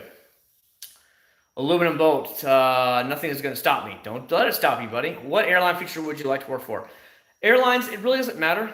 I work for a shipping company. Everybody's like, oh, you're going to fly for the company? I'm like, no, I wasn't planning on it unless they offered me a job, but I really wasn't planning to fly for the airline or for the company because it'd be cargo, and I've always liked being at the airports. So to me, I'd rather be an airline pilot myself because you get to go hang out in the airports, and that was always fun for me as a little boy. It's still fun for me now. And you get to talk to the people, get to see the people. And to me, that's better. Before all this happened, I began to look into what they have cadet programs and stuff like that, which are kind of like, okay, you already have your pilot's license. Maybe you have your instrument rating for it. Maybe you already have your commercial license, but you don't have anywhere near 1,500 hours. What you do is it's kind of like, how do you want to say it? Like ROTC for college or high school. You're gonna join the military, but you're going to do this now. So you're getting all the basics out of the way and you're learning about how things work and you're connecting with other people before you technically go in the military. Well, they have the same kind of thing. They have a cadet program and stuff. And one of the airlines that I was looking up was Piedmont Airline. Piedmont was big in like the 80s and 90s growing up. Piedmont is now owned by American Airlines. So they just fly the small jets from little city to little city back to the big hubs like Atlanta or whatever, or Raleigh, North Carolina, that kind of thing. And because they're owned by American Airlines, once you serve, 4 or 5 years, whenever they need somebody, because it's a seniority list, you automatically get transferred from Piedmont directly to American Airlines, and you fly the big jets where you start making, the big six-figure salaries. So that was when I was looking at. These are all regional airlines, by the way. The little tiny jets that fly from little cities and stuff, those are called regional airlines. They're usually owned by a parent company, or they're at least financially tied or something tied to it. Another one I was looking at was Republic, which is based in Indianapolis, and then Envoy, which is based in Ohio. And basically, they do the whole East Coast of the United States, that whole area, Midwest, and they're all associated with Americans. So what you would do is, if you got hired on by them, over after 4 years of you flying for them, usually then whenever if you're as long as you're the next person in line, you would automatically get bumped up to the big jets. So those are my three I was generally looking at: was Piedmont because they're in North Carolina, Envoy because of Ohio, and then Republic because of Indiana. So I don't know, buddy. Again, now with this drama going on in the world, it could be another 4 or 5 years before this all happens. But at least I'll get all my licensing, get all that restrictions out of the way, and then just start building the hours by owning my own plane. So, then it's just, hey, whenever I'm done, that kind of thing. Let's say to detail a car from maintenance to full decontamination, it could take hours. When I paint corrected my GTR last year, I think it took me about 13 hours. I was getting really anal with it, guys. I was really anal with it. Anytime I'd see one thing, and I'm like, damn it, there's still 1 or 2 left. It's not good enough. I have to do it again. I have to get rid of those 1 or 2 left. It took me about 12 or 13 hours to have it done. I do not wash the GTR unless I know it's one of my brand new mitts that I've just swapped out in the last 3 months. I literally have it just for the GTR or just for the Civic Type R. It has a brand new mitt every 3 months. And that mitt does not touch any other car. It does not touch the wheels, nothing. It is for paint only. And then I put it away. I rinse it out and I hang it up and let it dry. Because I do not want to have anything trapped in there and actually scratch the paint again. So that's how crazy I am about stuff when it comes to it. Because if you're gonna do it right, you just do it all. What's your dad reaction? What you were a pilot reaction? If you were a pilot when you were young, do you think your dad would be happy? My dad was a college professor up until he had to start taking care of my grandma because she got to the point where she couldn't take care of herself anymore. So he has multiple degrees. So he was very much adamant that I needed to go to college. And so when I did go, I got into college a couple of years later after high school because I was just like, well, I'll go in the Army or whatever after college. And, I have to have, if you want to be an officer in the military, you have to have a college degree. This is the only reason I even went to college because I was like, I don't really care about college because I already worked for the shipping company. I was already making tons of money. I didn't need to go to college. There was no need for me. So he's totally happy that I'm flying and stuff because he knew that was my childhood dream. That's all I ever wanted to be when I was a boy. But of course, I wore glasses and contacts, and the military was like, "No way, Jose, you'll never fly for us." So that was kind of a pointless. And then when I found out much later in life, in my 30s, that you could fly with glasses, I was like, "The fuck? What? If I would have known that then, if I could go back in time." I would tell my 18-year-old self to get your ass in college, get down to the local flight school, and get your license, and finish that college degree, and then go into the airlines. But I didn't know. I was told something totally different my whole life. Should you enlist or do ROTC if you're in college? ROTC, you don't have to do boot camp if you do it through college. That's just the way it goes. So what you do is you do your, you do a couple of years in the ROTC program at college. And usually if you contract through them before your junior year, you'll start getting paid. You'll be getting a couple $100s every single month. And then as your senior, you get paid even more. So you're on the military paycheck. And those years count, I guess, towards pension or something like that, they told us. And as soon as you graduate that day from the college graduation, you come back to one of the fancy other like smaller music halls is what it was at the University of West Florida. They have a music hall there. And, one of those elevated music halls, and they actually do the commissioning right there where you get your gold bars on your shoulders. So you don't have to go through boot camp because essentially you've already done everything. You're already a military fit and everything like that. You can pass all the PT tests, so you don't have to do or learn anything different. You actually just go straight from college, then you go straight into your job training for what job you're going to do in the military. Is YouTube profitable? If you're one of the very few that can make it, yes, it can be very profitable. However, it's like hitting the lotto. I'm never going to lie to you guys. I make money off YouTube, off the ads. Could I live off the money? Hell no. I make enough to buy myself items that I need. I make myself enough to help with the car payment a little bit. You get that kind of stuff. My biggest checks ever have been enough to cover my car payments and more. But that was like a year or two ago when I was really, really pumping out videos left and right. But you literally have to turn it into a 24/7 job. YouTube wants to see you putting out videos almost every day of the week. It doesn't matter if it's 2-minute, 4-minute, 5-minute video. They want to see you putting out videos every single day of the week. They need to see that you're being frequent. They need to see that you're constantly getting people watching your videos, lots of thumbs up, lots of comments. Everybody's watching the entire length of the video. It literally turns into a full-time job for those people. You know, they're doing it 8-10 hours a day, and you know, it's just like, that's not what I want out of YouTube. YouTube has always been a fun thing for me. If I made money, I made money, but that's not what I want. YouTube could fall tomorrow and it wouldn't affect me. I still have a regular 9-to-5 job kind of thing. Well, it's actually, I don't go until 6:30 at night, but you get the idea. I don't need YouTube to be able to pay my bills. And so, you know, I don't want to turn something that's a hobby into a job. Now, flying is a different thing. Flying, I would definitely do as a job. And that's why I'm really trying to push the whole career about going airlines. I would like to be there in the next 3 to 4 years. But again, with all this, where they're laying off pilots left and right, and it might take a year or two before we get back to normal again, because people are too scared to get out there and do anything. They believe the media that they're all gonna die as soon as they step outside their house. And it's like, really? I go to work every day, and nobody I know is sick. I mean, in the big building, there's like hundreds of us, and nobody. So, you know, I don't know. So we'll see. But I have no problem turning that into a full-time job. With your pilot license, could you get hired at any airport, and how much do they pay?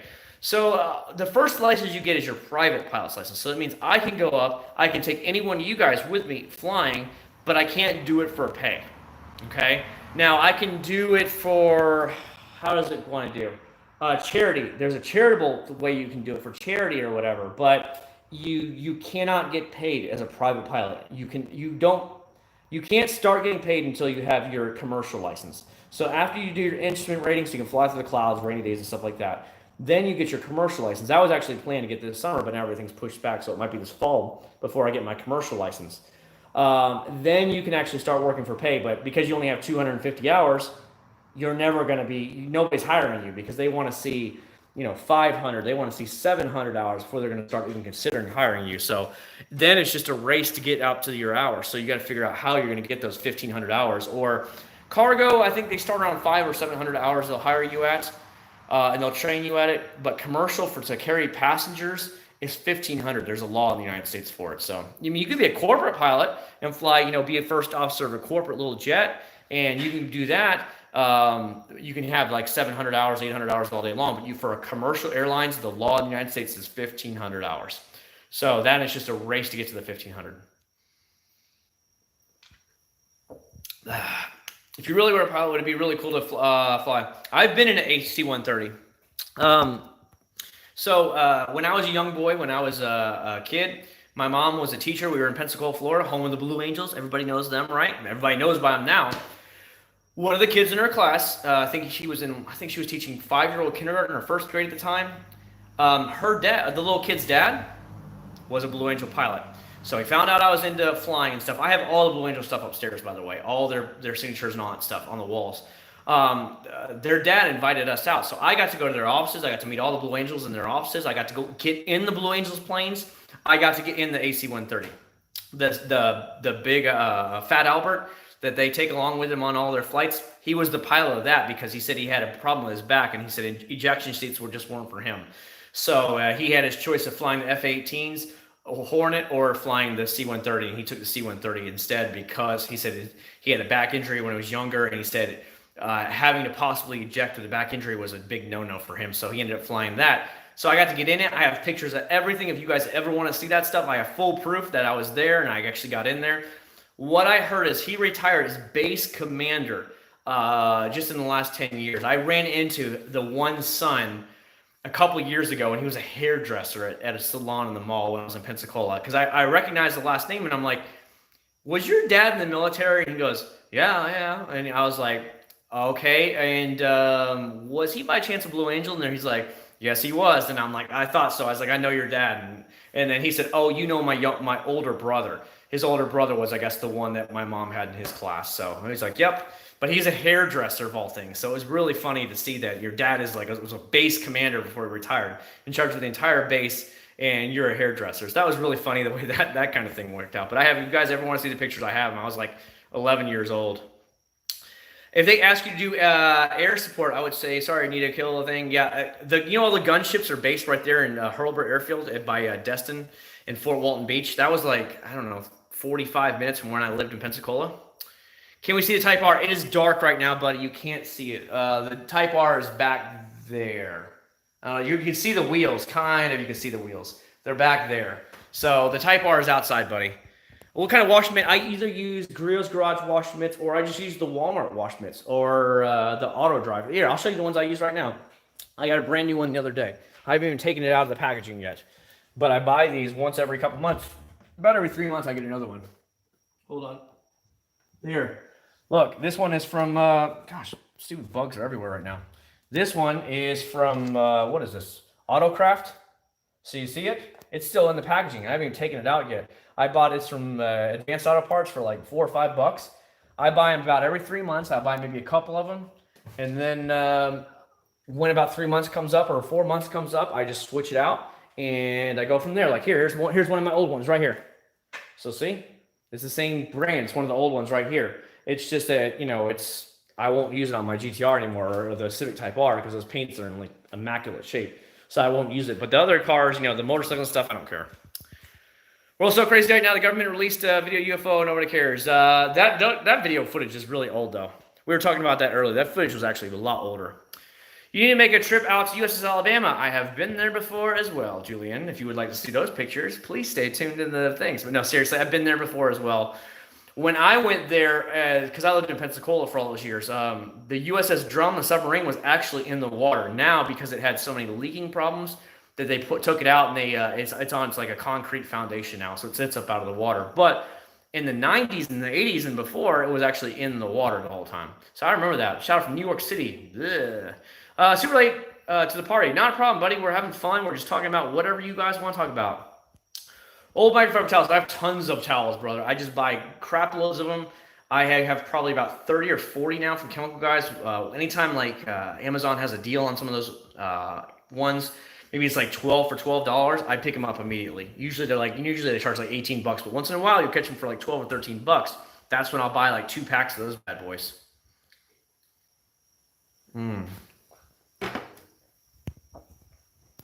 Mother Ceramic Spray, wax versus Troax. This is a good one, Chewy, because they're both damn good products, okay? Really good products.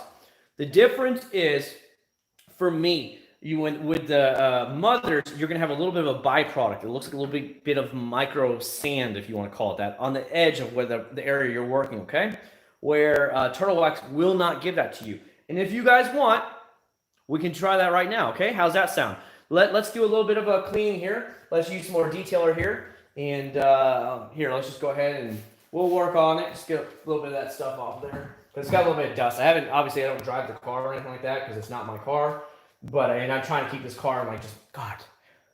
When the smell hits you, it is the best thing. You guys got to see this in my last video.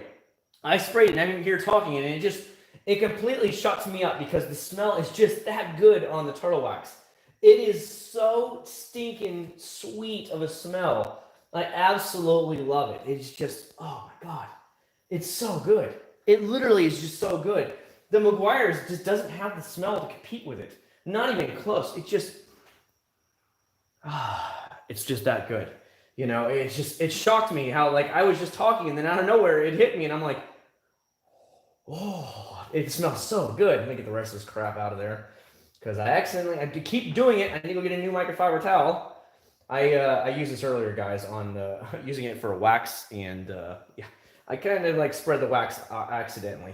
So now I got to kind of buff off all this junk, this wax that's on there. So let me go get a new microfiber towel, and we'll test out side by side on the hood for you guys, because I know you guys like this so much. So 1 second here. Let's walk in here and get it. New microfiber towel. All right, so we got tons of them. Which one do I want to pick? Let's go with this one. I like this one. This one looks good. Nice blue microfiber towel. You get these at like Masterson's, Chemical Guys.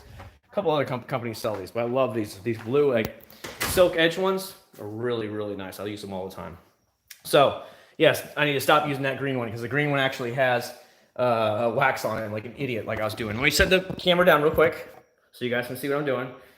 Fold this sucker into fours, and I'm just gonna buff off the rest of that real quick, guys. I was stupid, and I essentially am spreading out the paste wax or whatever it was across the hood and not being very smart about it. All right, that's better. That's much better. All right, so now that we got Gordon Ramsay's kitchen here, guys can yell at you guys and yell at these companies. Tell you guys about how bad black magic is, and just scream at them and say, "Oh, these stupid and dense," you know, stuff like that. That'd be great. All right, so it's prepped. Let's go ahead and get out the project we're going to be using today. So first off, let's use some mothers, because he mentioned mothers. By the way, very, very good product. I used this on my Civic last year. I put 2 or 3 or 4 layers on this. So every night after 24 hours, like we said, I would spray it on, and then I would wipe it off, okay? And then I would let it sit in the garage overnight. Didn't drive it for like 4 days straight. I put literally 3 or 4 layers of this bad boy on there. It lasted me a full 11 months before it basically all faded off. You guys can see the results. Go back in some of my old videos, and you can definitely see them, okay? So you can see them as I update you time and time again. So what I'll do now is I'm going to turn the camera around. Why will it not spin? There. So you can see what we're working with here. Again, I need to get a new whatchamacallit. I need to get a camera up here. So I'll show you what I'm doing here. I'll just do this little section here. There, I'm not going to do too much because obviously that'd be stupid. I don't need that much more than that.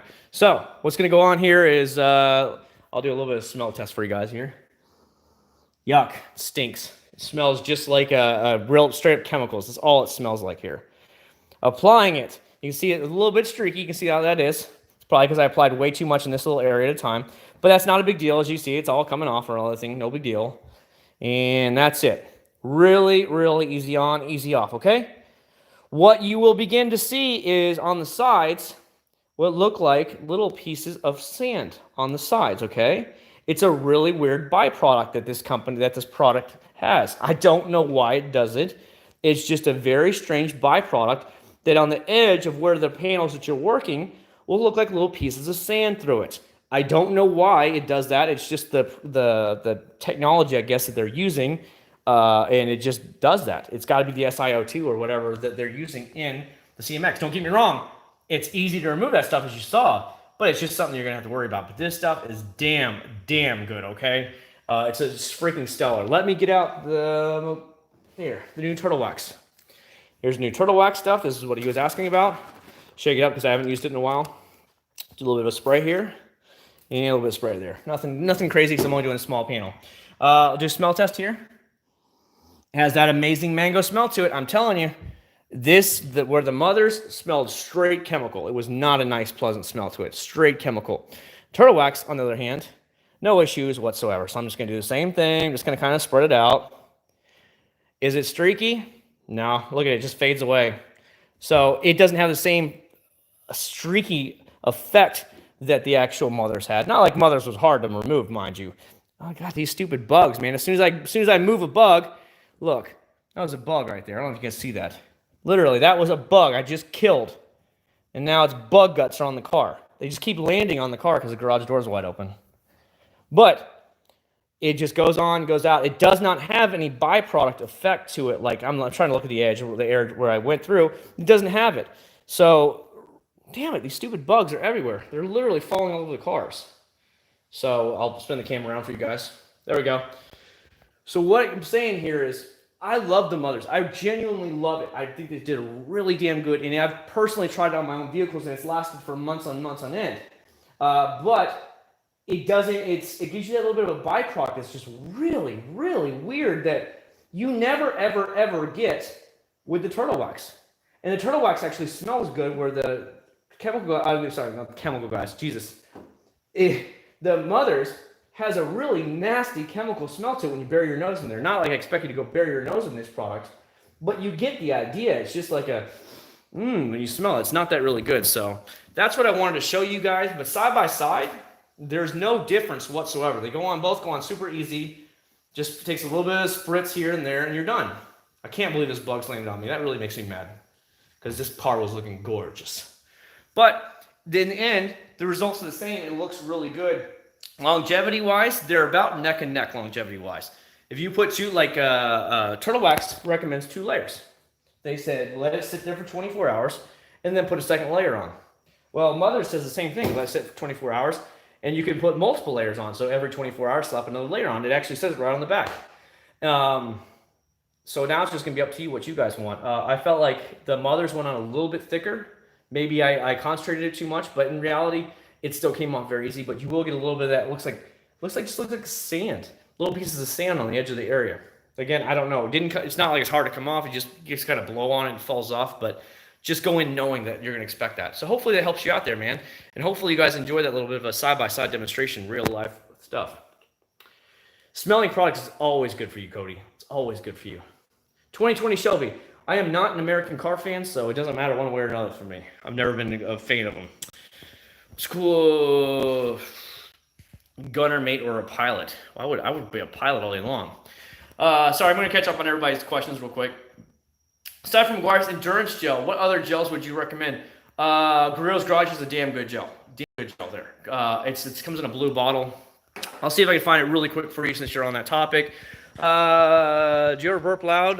Well, I guess if you really wanted to.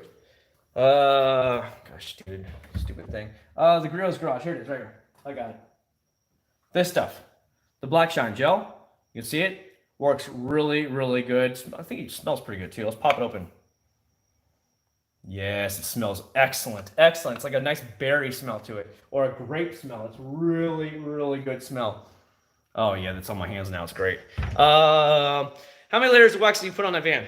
I don't know, like 4 layers now, something like that. There's about 4 layers on this van. It's pretty wild. I know I'm out of control with it, but that's why I had it. I asked her. I said, "Can I try some products on it, and I'll make sure the van looks stellar." But by the time you get it back, she said, "Yeah, go for it." And I was like, "Cool." So we're gonna have this sucker so mad. It's gonna be. She's gonna go in and be like, "Oh, the van's gorgeous." Now I'm gonna have to dust it down. I can see it's been sitting in the garage now, so the roof has a lot of little dust and little dead bugs on it from these little flies that keep landing and junk on it. So I'll have to wipe it down. Maybe do a quick wash to it before I give it back to her. I'll probably just wash it. But you know, that's why I had the van, so I can test all these great products on it. The door's wide open, so you know, bugs come in from the outside because they see the light and they're like, "Hey." So that's what normally happens. Do you still use Turtle Wax Seal and Shine? Yes, I do. I actually use it on the GTR. Actually ran out of it, by the way. So I'm all out of that product, by the way. That was how good it was. So anytime, like, I might wash the GTR, and then once every 2 or 3 months, I might just spray a little bit on there because I was just like, it beads like crazy. I wanted to keep beading like crazy, so I'll use it as like a dryer aid. So I would actually just spray it on the GTR with it all being wet. It probably wasn't meant for it to be like that, but I tried it anyways and it worked. So I was like, whatever. So I went with it from there. It probably doesn't get as good bonding because it's landing on water versus landing on the actual paint. But it actually worked for what I needed. Just give me an extra layer. So yes, I definitely still used it. Cody. I don't think you've been paying any attention to my YouTube channel. You need to go back and watch a lot of videos, buddy. Let me ask you, what do you think that the decommissioned warships like USS Alabama could be functional? I think it would cost so much money. They've had analysis on and bringing back like the Iowa battleships and stuff like that. And it would be almost cost prohibitive, where they could almost build a new ship that just has about the same capabilities. That's why you don't see more battleships nowadays, because they're very expensive to maintain. Other than the guns, which actually they say gun projectiles are a lot cheaper than missiles, a lot cheaper for obvious reasons. But they're almost cost prohibitive to bring anything back or to make those. And if you can achieve the same thing with like a missile cruiser or destroyer, you know, that's the thing. But again, a battleship is a lot cheaper. Just shoot the shells in the battleship are way cheaper to shoot off than missiles. So that would be something that I could see them maybe doing. But again, they're very expensive. So you'd have to really have a need for it. And when missiles are there doing it, it's like, do I need a big battleship anymore? That kind of thing is what they're thinking. You know what I mean?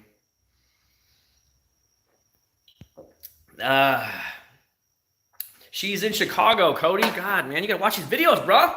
Watch my videos. I bet you haven't even seen my video from yesterday, have you, Cody? I'm going to call you out right now, Cody. I bet you haven't even seen yesterday's video. Because if you did see it, you would know the answer to your own question right there. So I'm calling out Mr. Cody right now because he is not watching my videos. So we can't have that. You can't be coming up in my house and not telling me that you're having all these questions. And if you would have watched my videos, you would have known the answer to all those questions. So that's the way it is. Where's the line? I guess at your mom's house. I heard it's pretty busy at your mom's house. I don't know. I'm just trying to guess here what it is. You know what I'm saying? So I don't know. What time is it, by the way? I gotta see. It's 10:35. So my wife should be home anytime now. She already tried to call earlier a while ago, so she'll probably be home in like the next 20 or 30 minutes. So I probably will wrap this bad boy up in about 20 to 30 and go from there. Gotta hit that belt. You gotta do it. You gotta do it. Clearly, Cody doesn't. Cody's like asking questions that he would have already known by now. I hear what you're saying.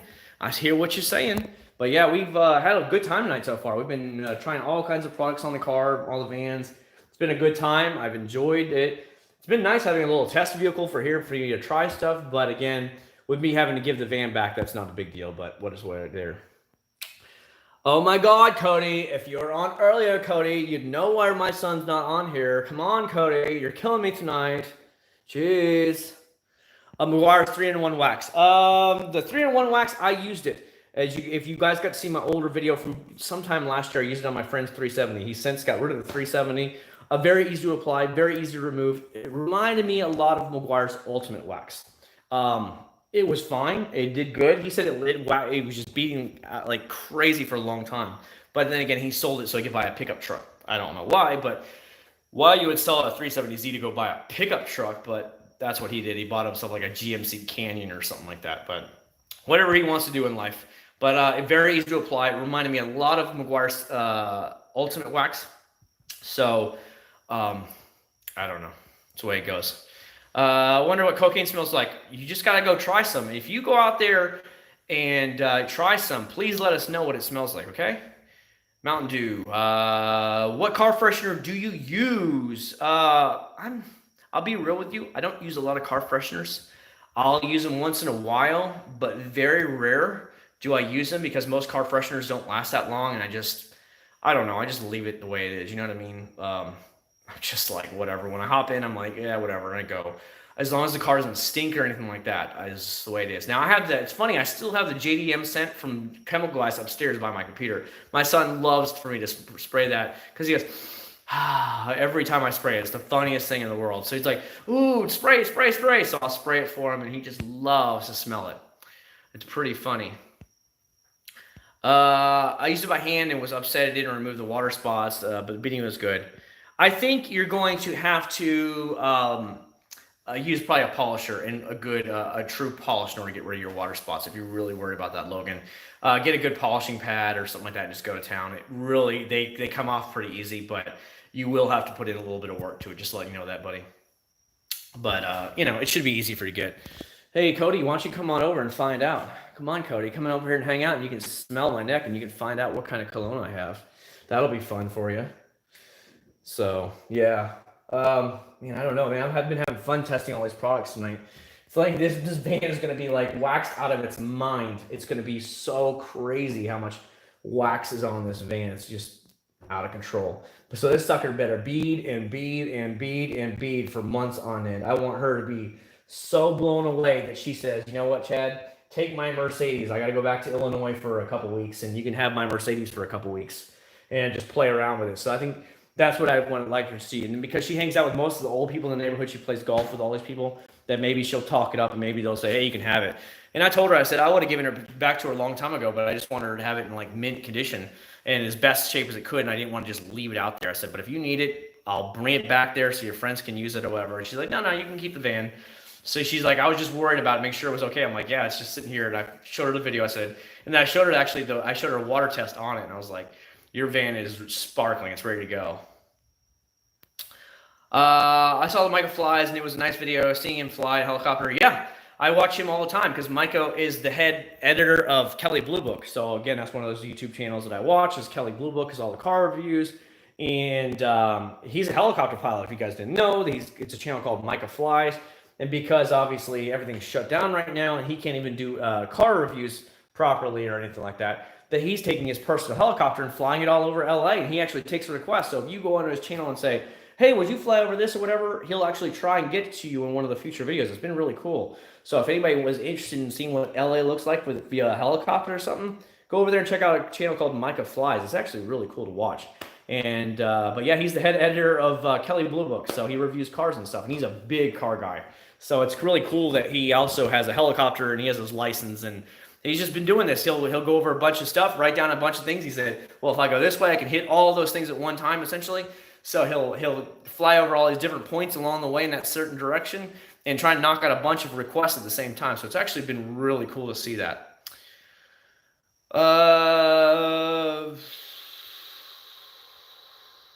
Why would you think the van is worse? They're rich, Cody.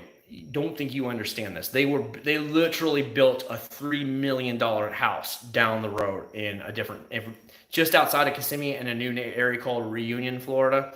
It's right next to Disney World. It's a really ritzy neighborhood called Reunion. They built a $3 million house. Okay. They have deep pockets. Now, obviously her husband retired, but they owned a trucking company before they sold it. They owned a trucking company. So they were like average Joes. They were regular people, nice as nice can be.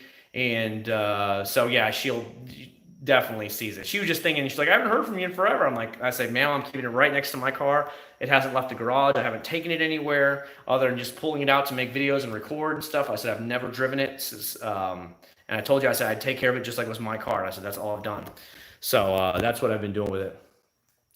So the Z line, again, they've already said that this fall the new Z comes out. So I don't know if it's going to be called the 400Z or whatever the heck they're going to call it, but there is a new Z coming out this fall. But I think it's going to be announced later this year. I want to say it's like October they're showing it.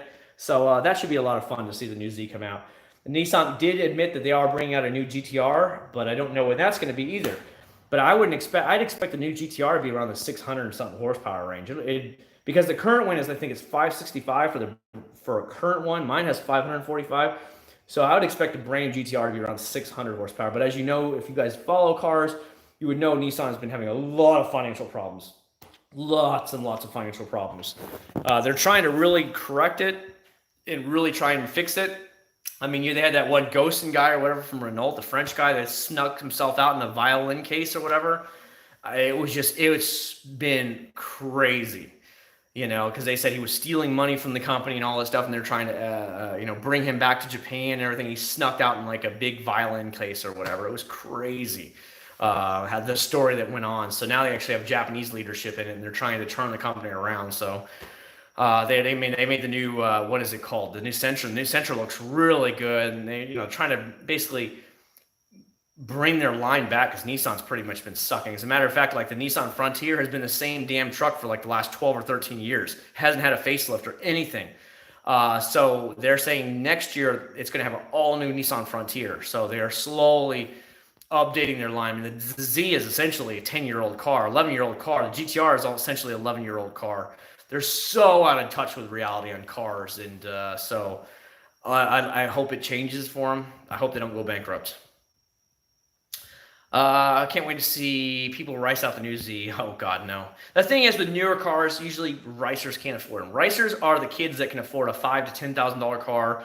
They're still living with mommy and daddy, and they think that's the coolest thing in the world, and that's what they normally do. Like that's why the 350Zs are so riced out. They're crap. Their wheels are all tilted sideways and stuff. And you're starting to see it in the 370Zs now, because the older 370s you can pick up for like 10 grand now. But as they get even cheaper, you're going to see even more of that kind of like riced out garbage. So it's good to have a newer body, because you can always those kids can't afford these $40,000 cars or $30,000 cars. They just can't afford them. So you rarely see a riced out car that's that expensive. Would you trade GTR for a new one? No, I don't see the point. I just don't see the point of it, because the GTR, other than like the interior dash, is basically the same car. Like the dash and stuff are like all upgraded and stuff. They made it a little bit fancier. It looks a lot better, but in reality, it's essentially the same car, and that's why. Renault, yes, Renault did. It really did. Stance boys. Yeah, there's a crap load of them here, especially with like Civics and Corollas. Oh my God, they're everywhere. The wheels are straight up sideways on them, and they're like just trying to get over like bumps and stuff. And it's just the funniest crap in the world. I'm like, that is disgusting looking. It's not functional. It doesn't make you any faster. It doesn't make your car look any better. It's just stupid when you're trying to scrape the ground. You can't even get into a parking lot or whatever, your driveway. It's like it's not functional in any way, shape, or form. And I mean, at least put engine mods on it, make it go faster, maybe some different wheels if you want, maybe lower it just like an inch or two to make it more aggressive for racing or something, but that's just retarded when they do that. I'm trying to scroll through everybody. Type R is doing fine. Your mom was in it the last night. I gave her a nice ride in it last night, but it's been pretty good. I drove it yesterday. And then I drove it once this week, and it's been fine. It has like 6,600 miles on it or something like that now. And I don't know. It's been fine. I guess I actually drove the Prelude a lot the last couple of days. I've been driving my blue Prelude. I haven't drove that thing in like 2 months. I put brand new gas in it, topped it off, and I guess I should wash it, but the entire hood is completely flaking off. The clear paint is gone. Clear coat is gone. It's just looks like crap now on the hood. So that whole car just needs a bunch of TLC, but I just don't want to dump $5,000 into fixing it up right now. It's just, that's what I was quoted. Do it all right, get rid of the rust, and make it all perfect again, like it was brand new. It's about $5,000, and I was like, I just don't want to dump $5,000 into that car. I don't see that. I've got other things I have other plans that I want to do. You know what I mean? Whatever's more important to you. If you like the noise of a car, then you want to get an exhaust. If you like keeping your car clean, maybe you want to spend some money, but an exhaust is nowhere near as expensive as detailing stuff. You can have enough detailing stuff at $50-$60. You'd be good for life for a while, where like an exhaust is $1,000 or way more depending on what you want. Like you want an Army Tricks exhaust, one of those loud ass things, that's $2,000-$3,000. So detailing is like $50-$60. You have a nice set of some good quality products that'll last you, for like a year or so. Puerto Rican girls, they're very loud. They're very loud. You usually have an attitude about them, but that's all I know because the Puerto Ricans are everywhere in Kissimmee, but I don't date the Puerto Rican girls. You think of any restoration projects? I just wanted to repaint and fix both of the Preludes, really, but then I've got so many other things that I want to do in my life, like obviously buy a plane and fly, that I really don't want to spend any more money on fixing those up. I could go do it. I do have money in the account, but I'm like, I need to put that towards buying the plane. And, I don't want to have to take a loan out for the plane if I don't have to, or if I do take a very, very small loan out, and that's all I want. I just want to be able to hop in the plane and go without having to worry about making payments on it, where I just have to, pay for a hangar rental to park the plane at every day and then pay for the gas, which of course, just like a car, you got to put gas in the car, but it burns way more gallons per hour than a car does, but that's just the way it goes. Should I sell this 2017 WRX modded, maybe 300 horsepower, just Supra? You mean a new BMW? I know the BMWs are pretty fast, especially with some tunes and stuff. They're very fast cars. Would you like it more than the other? I don't know. I know the WRXs here in the States hold their value very good because they're all-weather cars and all-wheel drive. If you need the space, you need to stay with the WRX. Obviously, WRX is cheaper than Supra anyways, but that's going to be personal choice there. I saw enough reviews that people were not that thrilled with them. Are they quick? Sure, they're quick, but so is a BMW M2. You just put a tune on it, maybe a little minor things on it. It's pretty damn fast, but is it a Toyota? No. And so why not just get a BMW? A lot of people, almost all the reviewers were kind of let down by the new Toyota. It is quick, but it didn't, sell it for them. They weren't like, God, this is the Supra that we've been waiting for. It was just like, it's a nice car and it's quick. That was all the reviews I got out of it. And when I've seen them in person now, I want to go to the dealership with my wife's minivan. They don't do it for me in person. I look at them, I'm like, meh, it's all right. Like the back end is nice, but the front end, it just doesn't do it for me. And then I heard it has really bad wind buffeting. Like when you have the windows down, the buffeting is out of control. There's something screwed up with it. And it is deafening, they said, buffeting. And so you just either windows up or you have to deal with the buffeting. And I don't like that. So that's going to be personal. If you need a 4-door car with a trunk and everything, then not just stay with the WRX. If your WRX is paid off, hell, keep it because you don't have any debt. Debt sucks. Scotty says no. Get an S209. Super looks like a big blobfish. Do you know Omni and the Hellcat? Omni and the Hellcat? No. Omi and the Hellcat? No. I don't know who the hell that is. No idea. Some of these YouTube channels you guys watch, I have no idea what they are. I'm getting old. Actually, the good thing about YouTube is it's better than any TV because you can watch things exactly tailored to what you all want. And I watch things that exactly what I want. And that's what I love about it. So you just, we're not stuck watching the things that we don't want to watch. Like when my wife watches this tonight, she'll be home and all she'll do as soon as she walks in, can you get the $5? Can you get the bags for me? I got to get ready for bed. I got to go right to bed. I have to work in the morning. And then she'll just walk in the house. And I get stuck going and taking the bags out, right? And then I'll find her in there. She has TLC turned on. And she's watching 90 Day Fiance. And that'll be on for the next 2 or 3 hours till she falls asleep. And I'll be like, why couldn't you get your own bags? I'm tired. I got to go to sleep. And that's all she does is watch that brain dead reality show 7 days a week, every day. That fucking show is on. It drives me up the wall. I'm like, can you not watch another show? No, I like this show a lot. I'm like, it's just, don't get me started with drama shows and all that crap. I hate it. So that's why I like my stuff. I can watch whatever I want. And I'm like, okay, I'm going to go upstairs now. I just go right upstairs. Super looks like Miata. Hey, Chad, do you know some weight? Did you gain some weight on this pandemic? I don't think so. Not that I know of. Toyota has gotten lazy. They could have based the new Super on the thing. They could have put a damn 2JZ in the new Super and called it a day and had it 400 horsepower all day long, and it would have sold like hotcakes. Seriously, they could have done it themselves. If they would have just brought out a 2JZ, which they already had, slapped on some turbos on that bad boy, had it pushing 400 horsepower, it would have sold like hotcakes. People would have been losing their damn minds because you would have had a Japanese car, Japanese made, 2JZ, everybody would have lost their freaking minds. They wouldn't have had to develop a new engine or anything. They already had the engine. And it's just, I don't get it. Because Toyota designed their own body design. Obviously, the rest of it is all BMW, but the body is the thing. So it's like, you could have done it yourself. And they said, well, it would have been, they couldn't have done it without BMW helping them out. Or like the new BRZ is coming out, I think next year, the new BRZ, or what they call it, GT86 is coming out next year. And it's going to have 250 horsepower, 255 horsepower. They already have the specs for it. And they had to do it with Subaru, otherwise they wouldn't be able to do it. It'd be cost ineffective to do it on their own. And it's like, you guys are stupid. You guys are plain stupid. But whatever. New Lexus fire. See, I haven't liked it in the new Lexus at all, guys. I have just never felt the new Lexus cars. I'm just not like, they're ugly to me. Ugly. Like the big grill in the front is horrible looking. How are you guys dealing with lockdowns of the virus? I work every day of the week. My wife works every day of the week. No traffic has been a blessing.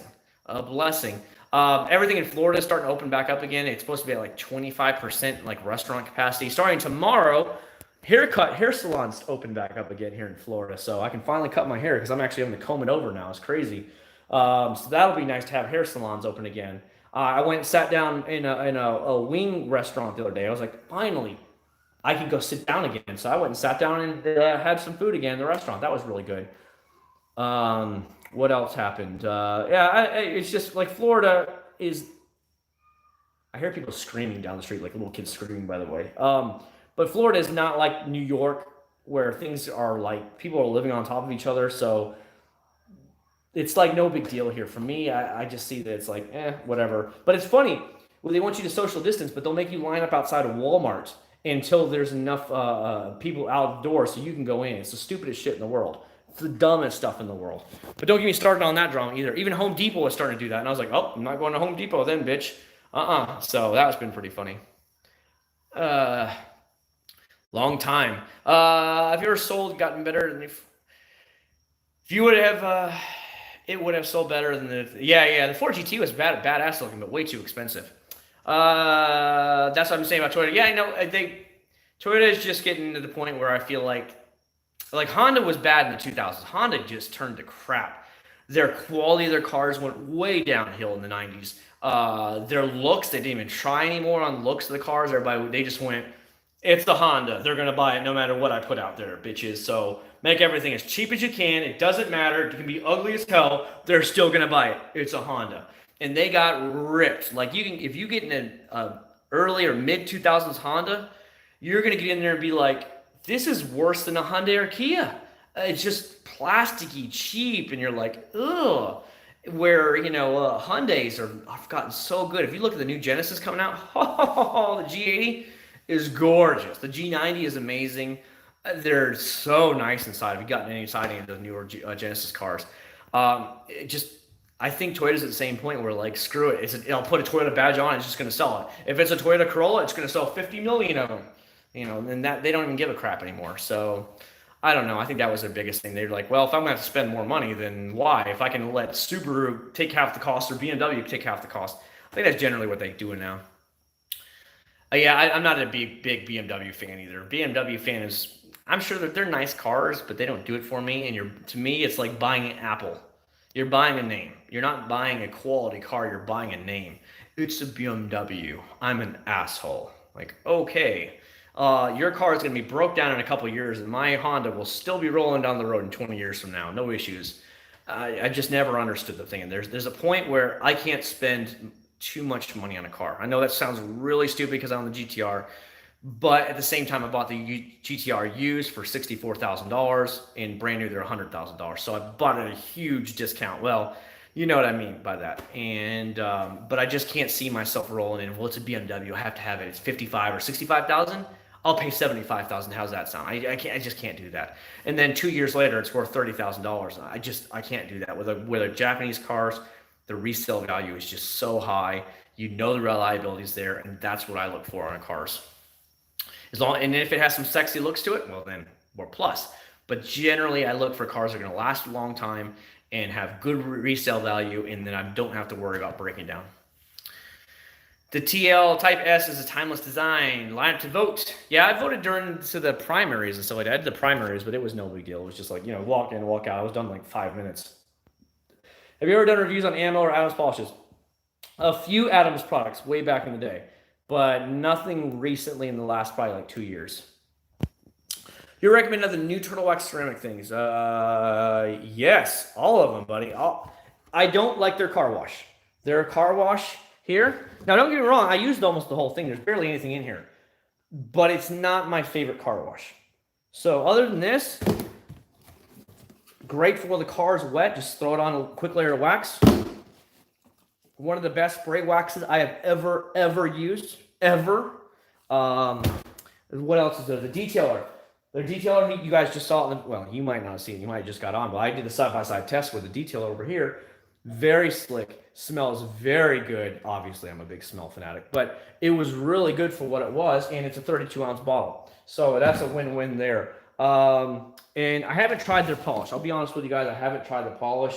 So I can't really tell you on this one or whatever. But if it's anything like the black acrylic polish, it should be fine. But I would probably stay away from the car wash. The car wash was never my first choice there. I like other car washes better. Let's put it that way. So it's kind of, I'm not saying it's a mixed bag. 90% of their products are good. The other one I'm just like not that thrilled with. Kia Stinger. The Stinger is a nice, unique idea. There's somebody at work that has a black one, but it just doesn't scream me. It just doesn't have the looks that scream like, you want me. There's just something off about it that doesn't get it for me. 044 is still going strong, 200,000 miles. Yeah, dude, shit. As long as you have a Honda engine and you do basic stuff on it, it's going to last you forever. That's the honest to goodness truth. The Blue Prelude is a 2001 and it has right at 200,000 miles. And I didn't drive the thing that much anymore. Otherwise, I would have way over that. The White Prelude has 198,000 miles on it and it's a 1991 and it drives fine. It's just, as long as you take care of them, they're going to last you forever. Maybe the body and the paint doesn't last as good as we know from my cars, but the actual engine and stuff like that will last you forever, as long as you do the basic maintenance on it and any recommended maintenance. That's why, like, my wife's maintenance light just came on right before she left, and we always do whatever they recommend at Toyota because it's still under warranty. Whatever they recommend at Toyota, we just go ahead and do. So that way it's using all Toyota parts. it's a Toyota vehicle, and as long as we do the recommended maintenance, then we know it's going to last 300,000 miles without skipping an eye. So we just stay with it. Drove a BMW, an ultimate driving machine. Don't want to. I've never really cared about driving a BMW. Is that a bad thing? I guess BMWs have that air about them where they're better than you, and they never did it for me. You know what I mean? I know BMWs and Mercedes are so expensive to repair, and that's just not me. It's just not me. Yeah, I have no problems here in Florida. None. I have lived in Florida my entire life. I've lived in every corner of Florida. Unless you're on the beach and you live somewhere on the beach, you do not have to worry about that salty air conditions. You just do not have to here. That's why most Northerners come down here to buy their cars used, because they come to Florida or they come anywhere in the South and they can have a car that's not rusted out. The only reason that blue car has rust on it is because it came from Syracuse, New York. When I bought it, I flew up to New York and I drove it all the way home.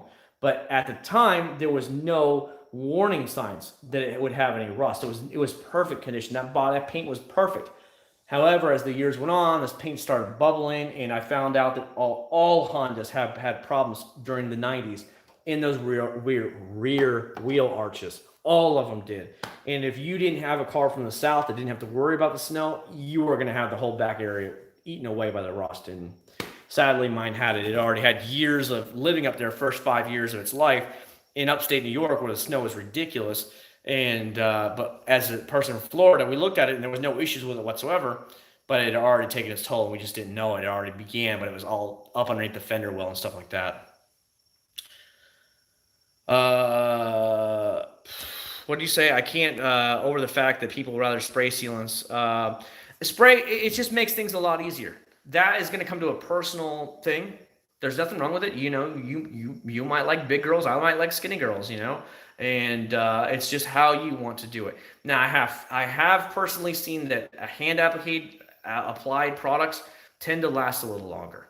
But for the most part, if you can spray it on there and last just as long, go for it. Now, can a hand applied wax beat a Mother CMX or the Maguire or the new Turtle Wax ceramic spray? No, not even close to it. It's just, they're just easier. They're faster and just way quicker to put on. Ice salt, no drive in the ocean. Yeah, I have no problem. I'm not going to go drive in the ocean at all. Sorry, guys. I know in like down Daytona Beach and some other beaches in Florida, you can take your cars and drive them on the sand because the sand is really, really hard. And so you can drive right on it. It's not a problem. They have sections of the beach where you can take your vehicle to it. But I have no plans to drive on the beach. None. So, yeah. Yo, dude, how you doing, GSXR? We finish saltwater all the time. My dad's steel bed 450, never had a problem.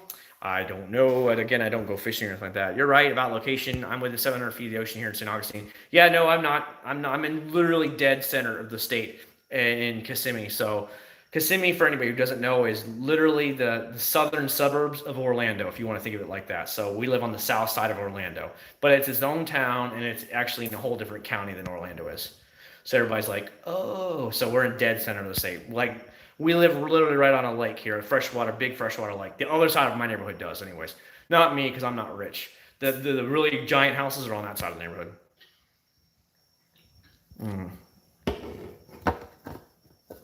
The Type R is fine. I don't have any issues with it, Pooh. I guess it doesn't do anything for me. It's just a regular car, and you just drive it like normal. Is it in some weird position or something that I can't see? No. To me, it's a great daily driver that's quick. It's funny. I'll tell you guys a story. What happened on, I think was it Friday? Yeah, I think it was Friday. I was driving to work and I was going by the airport, so you got to get to work going that way. But then the airport breaks off and goes a different way, and I have to go a different way to work on a road called Boggy Creek. Well, they had this one SUV. I don't know. I guess he was going to the airport, and he was just, I don't know if he was late for a flight or something. And he kept just trying to floor it at every light. And then like it was a Toyota Highlander hybrid. So he kept flooring it, and I was just sitting there in the Type R, and I would just shift it, and I'd just sit there and floor it like I was next to him. And I'd have my hands out, just screwing with him like, come on, what is this? Is that all you got? Is that all you got? And then he tried to go, and I just floored it. I mean, I left him in the dust, man. I looked down, I was doing 104 miles an hour. I was like, oh, I better start slowing down.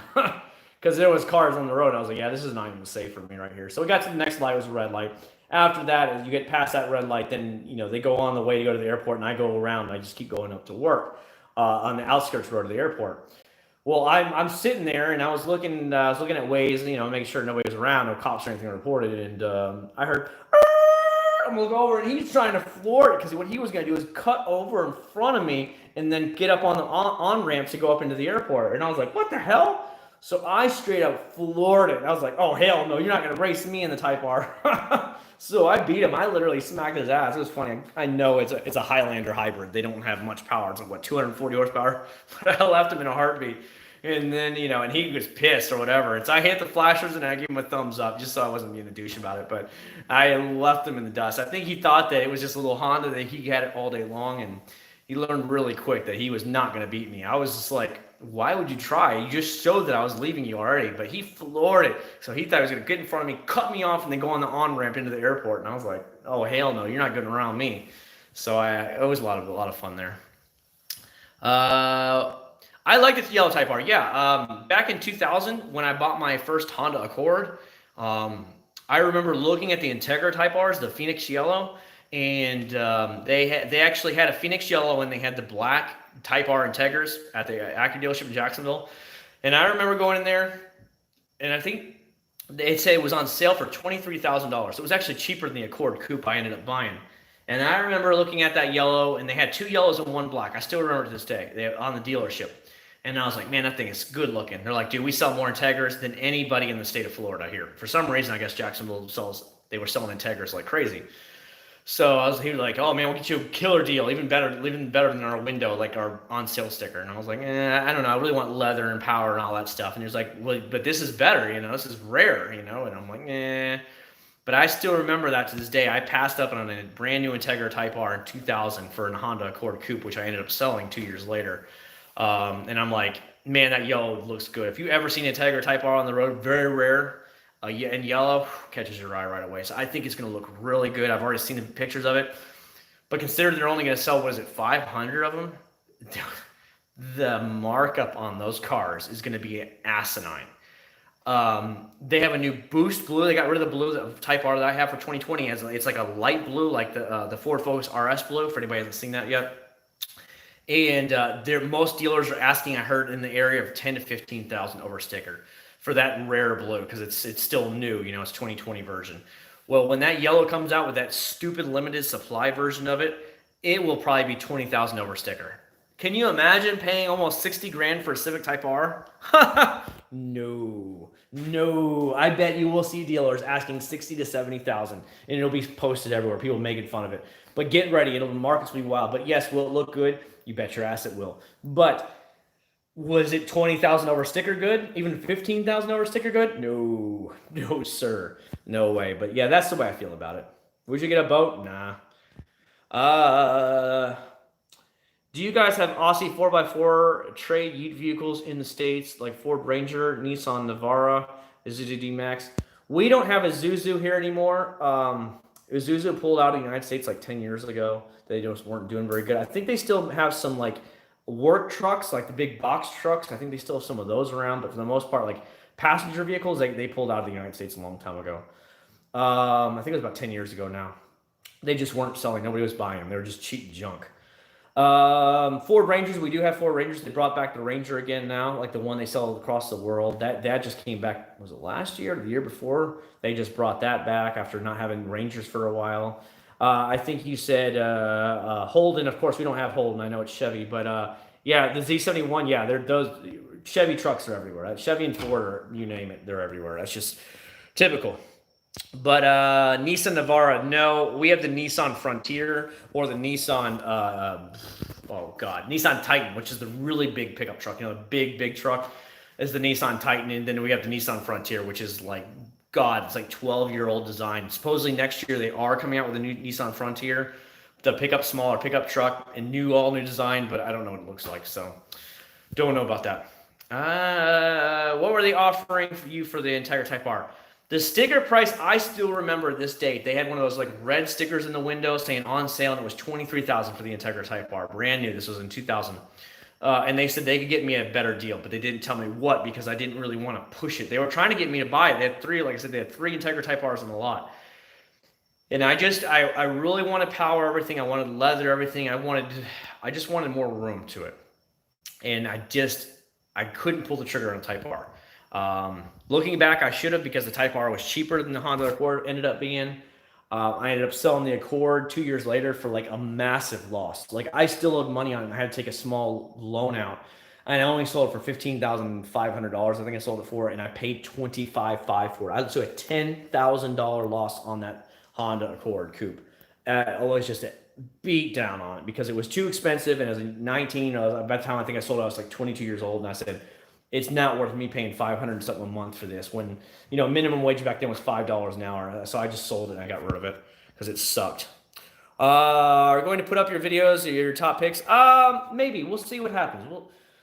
Anymore nowadays, it's kind of like I try and put up at least one video a week for you guys, and then one live stream with you guys. And then if I put up something else, I do. If I don't, I don't, because I was really trying to work on my career change, and I felt like that was more important than putting out 2 or 3 videos a week like I used to always do. So I would like to start putting out 2 videos a week, but right now I'm just pushing myself to do 1 video a week minimum, and then hang out with you guys and spend a good evening with you guys on a Sunday night. New Ranger is junk compared to the original. I don't know. I know somebody that has one, that he sold his other car to get one, but it's just, I guess, I don't know. I'm not a big truck guy, if that's what that sounds like. Holden is a piece of gold in the States. Like, I have seen one of those Holden trucks that are like, kind of like, it's like a muscle car or something like that. The Holden, you would know which one I'm talking about. I've seen one at a car show. I don't know how they imported it to the United States, because technically the rule in the United States is the car has to be 25 years old in order for us to import a car that was never sold in the United States. So I don't know how they got it over here, but I did see it, but I've only ever seen one. Once. It was at the big car show over here in Kissimmee. That's the only time I've ever seen one, though.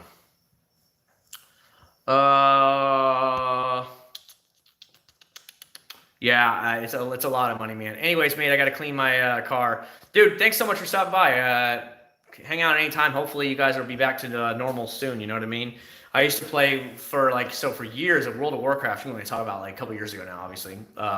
Played years with the Australian and New Zealand. Like, I was literally in an Australian New Zealand guild because I worked nights. So when I got off at work at night, well, the Americans were already in bed, and they were all done with their little dungeon ratings, guild runs and stuff. So I would actually play. I played with nothing but Australians and New Zealanders.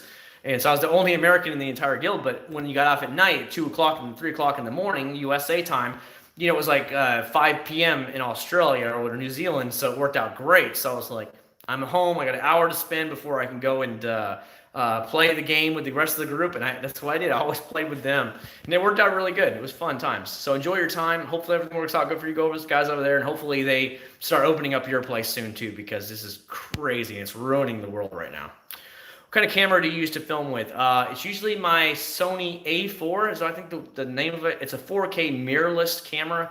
So it cost me originally like $1,299. I used my YouTube earnings to buy it. I'm rich. So that's what I did. I took some money from my YouTube earnings over a couple months, and I paid for it. I bought it off of Amazon. You still play WoW? Yeah, I played it for years. I was on the Oceanic server, Jube Thos. So if you know that server, that's the server I was on. I played on that for, how many years did I play on that for? Since Burning Crusade days all the way until the end of Wrath of the Lich King. That's when I basically stopped playing. I played a little bit for each expansion for like a month or 2, but then I'd log back off and I'd never play it again. It just wasn't the same game. I went back and played the hell out of Classic until I started getting browbeat that I needed to be concentrating on flight school, and I needed to get my written exam done, which meant I needed to watch all my online ground videos and pass my online ground test, so then I could go take my written exam so I could actually finish up my license, because you have to do a written portion, you have to do the flying portion in order to have your license. So you always get your written out of the way first, and then you get your flight portion out of the way last. And that's generally the way I did it. And my instructor was like, "You've got to get this done." And he kept hammering me, "You've got to get this done." And I was playing classic World of Warcraft so much. Like every night until the sunrise came up, it was crazy how much hours I was spending on it again. I was like, dude, this is like 2004 all over again. And I had to just say, I have to stop. And that's what I did. I studied for like 2 or 3 weeks straight, every single night. And I walked in and I passed that test with a 97 on the written exam. And so I knocked it out of the park, but that's just because I told myself no more video games, and I need to really work hard on the flight thing. And that's what I need to do now. I need to get back in there. I need to be studying those again for my, I've done all the videos for the instrument, but I don't really understand some of this stuff. So I'm just kind of guessing on the answers. And then what I do is I just memorize the answers. If it comes around again in the next practice test, I'm like, oh, I remember that answer. So I click on it. And that's the way I've been doing it. I'll take it like 50 or 60 times, and then I'll just schedule it down the street to go to my local testing facility. And then I go in there and pay them $125 and take the test. So I want to take it like a hell of a lot. I want to actually review some of those lessons that I'm not that good on and try and really hammer it down. Yeah, John, thanks so much for stopping by, man. I appreciate you swinging here and chilling out with us. Yep, man. I was there all day long, dude. I played the hell out of that game. At that time, I was a druid. I was raiding as a druid, big time. So I was the big tree guy running around because I liked the healing aspect of it. So I actually had a priest and I had a druid. So that's what I did. And for a classic, I made a dwarf priest again. And I was leveling him up shadow to eventually heal in endgame. And then that's when my instructor was like, you need to get this written done. Stop screwing around. I'm keep warning you. You need to get this done. And I finally just told myself, if I keep playing these games, I'm never going to get it done because I'm going to be addicted to it. And that's what happened. I got way too addicted to the game and I kind of stopped studying. And I needed to finish my studying before I could go play. And that's essentially what I did. So for sure, man, for sure. Yeah, I don't know what server you are on, but if you look up Juve Thos in the Oceanic servers, that's where I was at, man, for years. Oh, man, my phone's starting to get low on power. It's getting low on power. So, yeah, the wife should be home in like the next 15 minutes, I bet. 15, 20 minutes, she's going to be home. And then it's going to be like, can you get the bags? I'm tired. I'm going to go to bed and get ready for work in the morning. That's literally every time she shows up. And go get the bags. Go get the bags, bellboy. Go get the bags. And then she goes in there, turns on the TV, and I won't even talk to her until tomorrow. That's her typical like thing. And she'll just be like, bye, I gotta go to bed. And then she'll sit up for like 2 or 3 hours watching 90 Day Fiance. Because every Sunday is the new episodes. So she'll have to watch them all because, you know, they put it on a replay 24 hours a day anymore on that channel. So she'll have to stay up till like 2 a.m. watching it, but she won't talk to me. It's like, I have to watch it. And then she'll fall asleep in bed watching it because it's just like, ugh, whatever. All right, MH23, thanks so much for stopping by, buddy. I appreciate you spending some time with us. Is that her coming right now? I can't tell. I see a vehicle. I don't think that's her. Doesn't look like our van. No. Our van doesn't have those headlights. I don't know what that is. Oh, that's a Volvo. It's a Volvo SUV across the street the Dominicans bought. They got in a wreck here. They moved here from New Jersey, like everybody else does from New Jersey or New York, and within 6 months they'd already wrecked their car.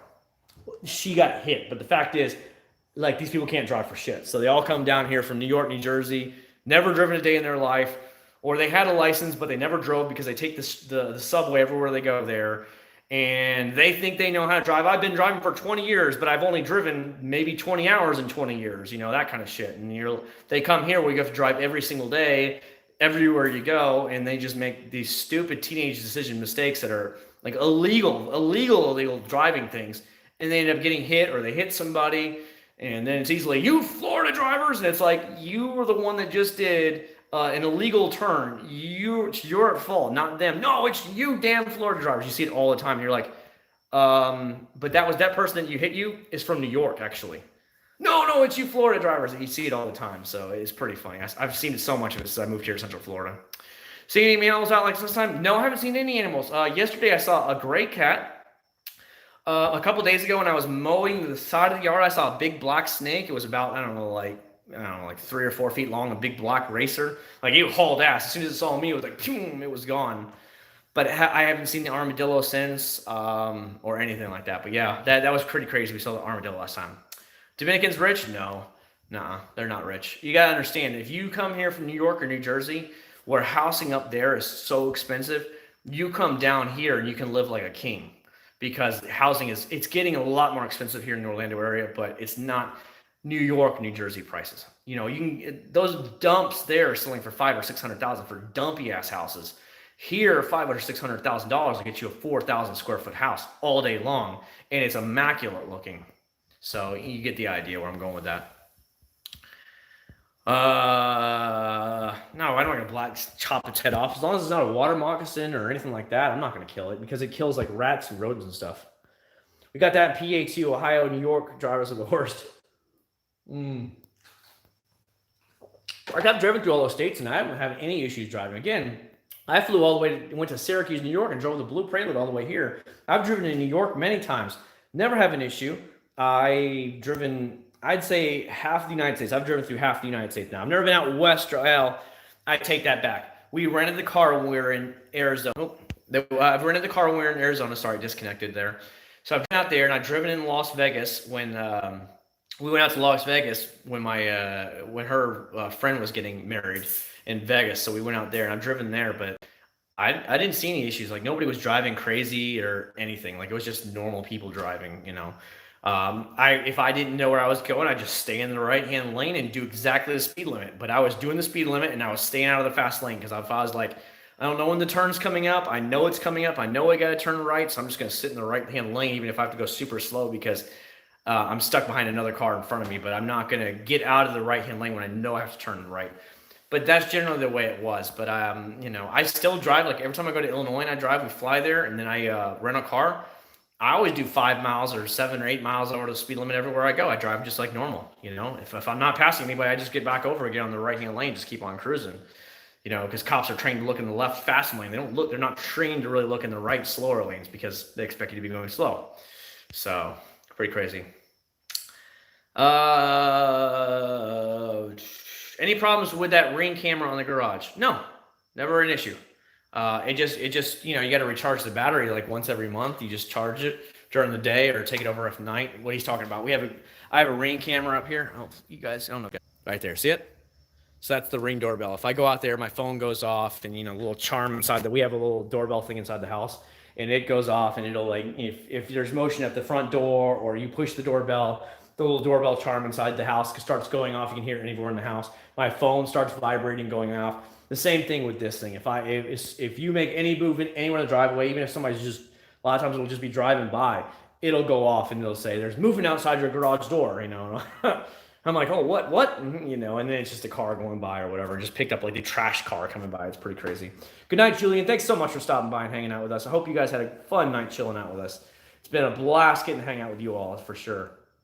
But no, the Ring camera, highly recommended, highly easy to use, easy to install. Like mine are all battery powered, so you just recharge them like once a month, and they last and last and last. And then you get a little warning on your phone through the app that says the battery's getting low, so you just charge it that next day or charge it overnight, however you want to do it. And then, you know, you put the battery back in, and then you just go to town. That's just how easy it is. It works out great.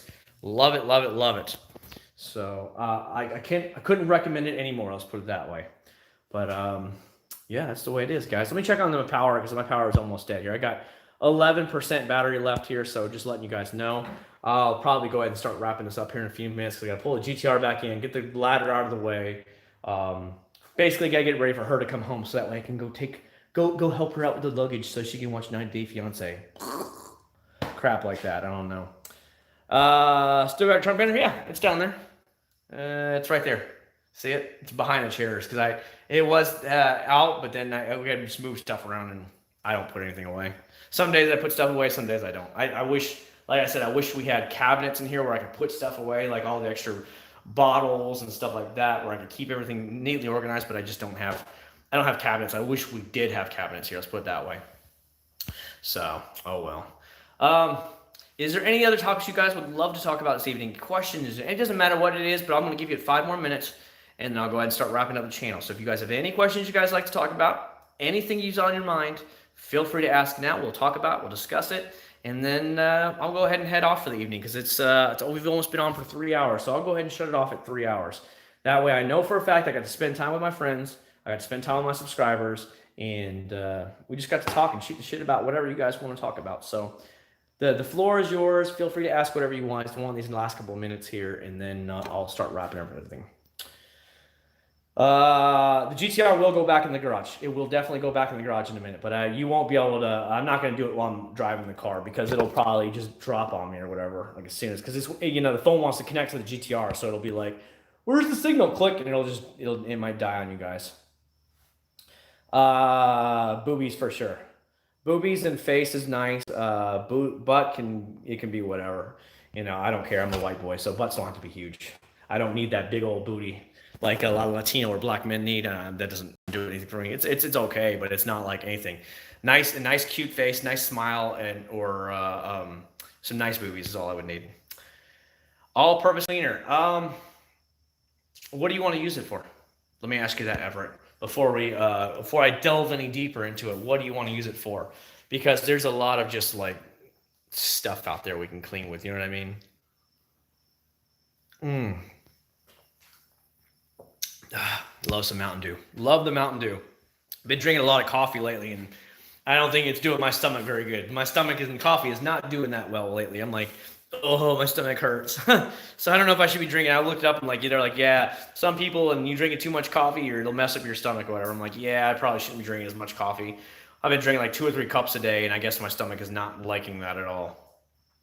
Engine bay, you talking about like a degreaser or anything? Honestly, I have tried 2 that I've really liked that I hadn't had an issue with. Either Chemical Guys Orange Degreaser or the Masterson's Degreaser. I used them to clean a couple engine bays now. No issues whatsoever with them. Just agitate it with a bristle brush to agitate all the dirt off. Once you just soak, you want to soak the whole engine bay. Just use a bristle brush kind of thing to actually loosen up all the dirt.